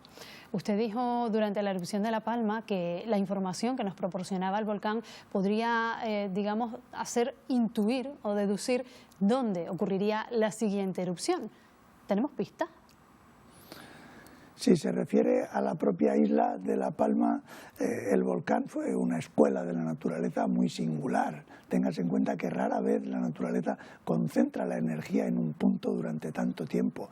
Los fenómenos naturales como los huracanes son muy amplios, los terremotos afectan a miles de kilómetros de territorio, en general me refiero a los grandes sismos. Los rayos son puntuales pero son instantáneos. Entonces fue una escuela maravillosa. Volviendo a su pregunta, en La Palma, toda la zona sur, toda la Cumbre Vieja es volcánicamente activa y así consta en los mapas desde hace más de 30 años, muchos más. Respecto al conjunto del archipiélago, le ha tocado al Hierro, le ha tocado a La Palma y ahora quien debería venir con el siglo es Tenerife. Entonces, en ese sentido, creo que es conveniente recordar que el hablar de una posible erupción en Tenerife es pedagógicamente sano y ayudará, creo yo, en un futuro a que la próxima erupción sea noticia, sea una novedad, pero nunca una sorpresa inesperada. ¿Y cuántos años podría tardar? Puede tardar lo que quiera. La estadística que conocemos es muy corta, puesto que la estadística histórica comienza en 1500 más o menos. Colón, si admitimos eso como un relato fehaciente, es la primera erupción, pero hay una serie de dataciones indirectas que permiten asegurar que aquí la actividad es casi continua. Entonces, por suerte, la sismicidad y otros parámetros como la deformación o las aguas, el análisis de las aguas que han mencionado, no han mencionado las galerías, pero esas aguas salen de las galerías, lo cual Esa era mi siguiente pregunta, así que aprovecho ya para que me la conteste. Lo cual son digamos, unas obras de inestimable valor, tanto práctico como científico. Es de los pocos sitios del mundo donde se puede acceder al interior del volcán, por decirlo de alguna manera. Esos parámetros darán un tiempo de respuesta que es valiosísimo y en eso creo que debemos descansar. Sí, hablábamos de esa noticia anunciada por el presidente del Cabildo, que se van a colocar estaciones en 18 municipios para saber un poco más a través de las aguas subterráneas, ¿no? Sí, la red de galerías, que conforman como 1.700 kilómetros en Tenerife, es enorme, permite acceder a muchísimos puntos. En muchas de esas galerías existen emisiones anómalas de CO2 y anomalías de temperatura. Representan un espacio privilegiado, difícil de trabajar, las condiciones son siempre del 100% de humedad, por lo que al equipamiento científico respecta, pues demanda de unas condiciones muy muy específicas en esa instrumentación, pero son, digamos, una ventana hacia el interior del volcán como hay pocas en el planeta. Entonces me parece una iniciativa muy afortunada. Además de esas galerías, existen 2 sondeos grandes, profundos, uno de ellos frente al teleférico del Consejo Insular del Agua de Tenerife, que alcanzan el acuífero. Entonces, el tomar las medidas, simplemente el gas que hay sobre ese acuífero, que tiene una concentración de CO2 del 20%, nunca saldrá, pero está confinado, eso es son parámetros de inestimable valor científico de cara a la detección temprana de cualquier proceso de reactivación. Bueno, parámetros que se van a estudiar. Vicente Soler, muchísimas gracias por habernos sido tan didáctico siempre y sobre todo en estos últimos meses en la erupción de La Palma. Ahora se jubila, dice, de su actividad profesional, pero va a seguir pendiente, muy pendiente de lo que la Tierra nos dice. Gracias por habernos acompañado y, bueno, a descansar en lo que se pueda. Gracias a ustedes. Buenos días. Nuestras islas cuentan con una opción que no se encuentra en muchos territorios. Son los charcos o piscinas naturales, uno de los atractivos turísticos más llamativos también para la población local. Y Tenerife cuenta con uno de los más interesantes. Es el caso del charco de la Laja en San Juan de la Rambla. Y además hoy, Patricia Santana, con el calor que hace, pues es un día ideal para ir a probarlo, ¿no? Una ocasión estupenda. Buenos días. Buenos días, Marta. Pues fíjate, buenos días, Canarias, que este es el lugar idóneo para escapar de ese calor porque estamos a unos 23 grados a esta hora aquí en el Charco de la Laja, en San Juan de la Rambla. Eso es un privilegio, una oportunidad en una jornada tan calurosa como la de hoy y un lugar que además, aunque está aquí desde los años 70 y los vecinos disfrutan desde hace mucho tiempo, se ha convertido en muy conocido, muy famoso, sobre todo gracias a las redes sociales. Hay muchos bloggers, muchos asiduos al charco que lo han hecho conocido incluso a través de los medios nacionales. Vamos a preguntarle al alcalde, porque desde luego, señor alcalde Ezequiel Domínguez, ¿qué tal? Muy buenos días. Este se ha convertido en uno de los símbolos de San Juan de la Rambla. Pues sí, buenos días desde San Juan de la Rambla y como bien dices hoy, mientras la isla tiene lugares al rojo, pues nosotros con un tema muy agradable en tiempo. Cierto, es uno de nuestros sitios ya identificativos de San Juan de la Rambla desde hace mucho tiempo. Y ya no solo por las nuevas formas de comunicación, que son las redes sociales, sino hay que decir también que las distintas instituciones han aprovechado la imagen del charco para hacer las distintas campañas turísticas, incluso representando a la isla de Tenerife y a Canarias en sí también. Por eso nosotros también en estos aspectos por ejemplo, para mantener y tener el charco para todos los visitantes que tenemos, porque ha sido explosivo la cantidad de visitantes que tenemos en estos tiempos, pues también recurrimos y pedimos ayuda a grandes administraciones como un Cabildo, un Gobierno de Canarias, pues para la gestión que supone el día a día con la cantidad de visitas que tenemos el charco.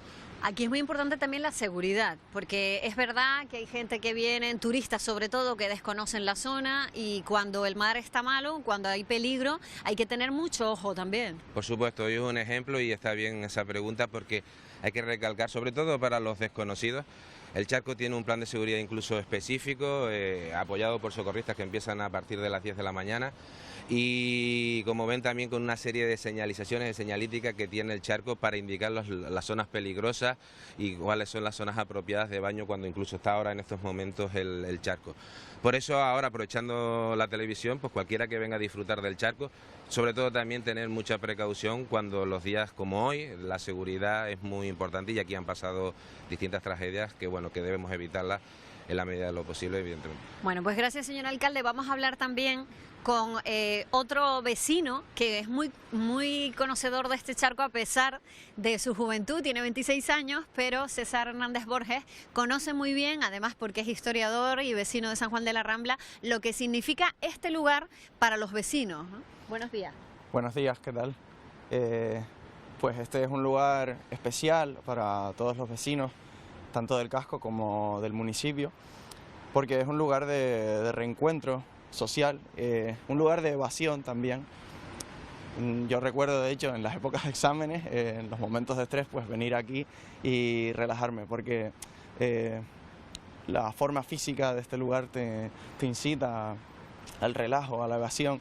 Es gracias a ustedes, a los vecinos, César, también, que este charco se ha ido manteniendo en el tiempo, se ha ido transformando, ha ido adaptándose a las necesidades de los vecinos, ha ganado en seguridad, en accesibilidad y también es muy importante su conservación, ¿no? En eso insisten mucho ustedes. Efectivamente. somos los vecinos los mejores conocedores de este lugar y a lo largo de los años hemos sido quienes hemos realizado propuestas y reclamado aquellas mejoras que nosotros, por nuestro conocimiento, consideramos que deben hacerse en este lugar, tanto en lo que concierne a la seguridad como al acceso a este lugar tan especial. Claro, y la naturaleza, no hay que ensuciarlo, ¿no? Eso es una de las cosas más importantes, mantenerlo tal y como está, ¿no? Exacto, esa es una de las cosas que más reclamamos, si no la primera, y luego está la responsabilidad a todas aquellas personas, sean del municipio o no, que vienen al charco para no cometer imprudencias, ya que aquí es muy fácil por el desconocimiento de las mareas, cómo entra el mar. Accidente. Perdona, César, que te interrumpa, no tenemos más tiempo.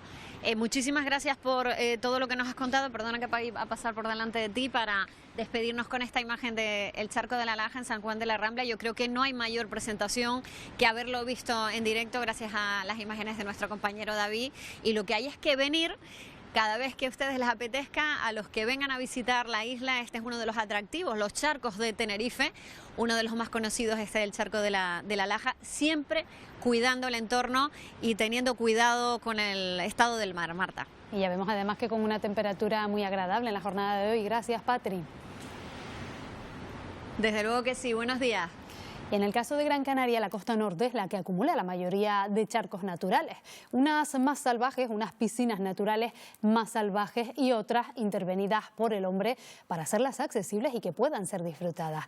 Galdar es uno de los municipios que más atesora. Estefanía de Blasio, buenos días. Estás en El Agujero, una de las más conocidas, ¿verdad? Buenos días. Buenos días, Marta. Buenos días, Canarias. Así es, una de las más conocidas y que más afluencia de público tiene por ser también de las más accesibles y, como nos dicen, de las más bonitas. Además tiene otro atractivo y es que se encuentra muy cerca de la necrópolis de La Guancha, uno de los espacios funerarios más importantes de aquí de la isla. Pero nos va a contar, está con nosotros, tenemos a Sebastián López, que él es el cronista oficial de Galdar. Muy buenos días. Hola, buenos días Canarias. Bueno, Sebastián, cuéntanos, porque aquí en Galdar es uno de los municipios, si no el que más charcos y piscinas naturales tiene, pues lo importante que ha sido, porque antaño servían también para mariscar, para pescar. Bien, Canarias toda es un archipiélago de charcos, digamos, el norte también muy particularmente, Arucas, Moya, Guía, Galdar, y precisamente Galdar, como comentas, pues uno de los lugares donde posiblemente haya mayor número de charcos. Pudiéramos decir que los charcos, pues no todos están en estado natural. Podríamos clasificar, diríamos, tres tipos, digamos, los que están en estado natural, algunos preciosos en la zona de la Punta de Sardina, lo que hoy día es más conocido por el Faro, en el Sobradillo, etcétera. Después otras que están adaptadas para el baño con alguna intervención, digamos, tipo blanda, vamos a poder decir, pues los charcos piscinas de la Furnia, de la Punta de Galda, los Dos Roques, y luego pues otros que han sido muy intervenidos, pero incluso de antiguo, como por ejemplo el que está junto a la playa de Boca Barranco, lo que llamamos la Cueva del Fraile, el Caletón, y este del Agujero. Este del Agujero pues es muy conocido porque es una piscina con más de 50 años, pero era un pozo natural, le llamaban el Pozo Redondo de la Arenilla, porque el nombre de la playa del Agujero es reciente en el sentido que el Agujero era un topónimo que posiblemente fuera el antiguo muelle que llamamos el Agujero hoy día, pero no precisamente esto, que era la playa de la Arenilla. Esta se le llamó en un primer momento Princesa Guayarmina, Princesa Guayarmina, hace más de 50 años, digamos, por esa vinculación con lo arqueológico, como acabas de decir, y también pues tanto la Guayarmina, digamos, más que ya Tenesoya, pues se vincula siempre con los baños en el norte de la isla. Pues muchísimas gracias por habernos atendido, que nos quedamos sin tiempo, y te habrás fijado, Marta, que ya hasta ahora pues tenemos a un bañista. No es el primero, porque nosotros llevamos aquí un rato, ya ha habido varios, y según nos comentaban, cuenta la leyenda que quien se baña todos los días en una piscina natural no se pone enfermo en todo el año, así que habrá que probarlo. Pues tomamos nota, Estefi, gracias. Buenos días, Marta. Días. Y este fin de semana se celebra en Santa Cruz de Tenerife el primer Festival de África Mía, música, danza y charlas sobre la inmigración. La idea es abrir el diálogo y que el público presente pueda también preguntar lo que no saben, no entienden, las causas de salida desde África, su situación. Siempre se habla en negativo, pero África es mucho más, es un continente muy rico, no solamente representa pobreza, representa grandes oportunidades. Será un encuentro cultural con el continente vecino, en el que participan, por ejemplo, Sudán, Costa de Marfil o Senegal, algunos de los países que van a tener representación a través de sus artistas. Además, ya se puede visitar la exposición del fotógrafo senegalés Antoine Tempé en el espacio donde se va a celebrar este festival, en el Museo de la Naturaleza y la Arqueología de Santa Cruz de Tenerife.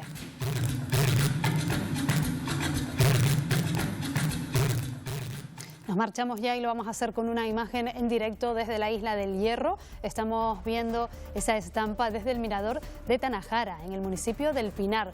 Desde ahí divisamos, en breves instantes lo vamos a hacer, el mar de las Calmas. Tenemos una jornada con temperaturas agradables y en la que invita más a estar cerca de la costa, porque allí habrá temperaturas más templadas, más agradables que, por ejemplo, en las medianías de las islas. Mucha precaución. Nosotros volvemos mañana a partir de las 8 menos cuarto.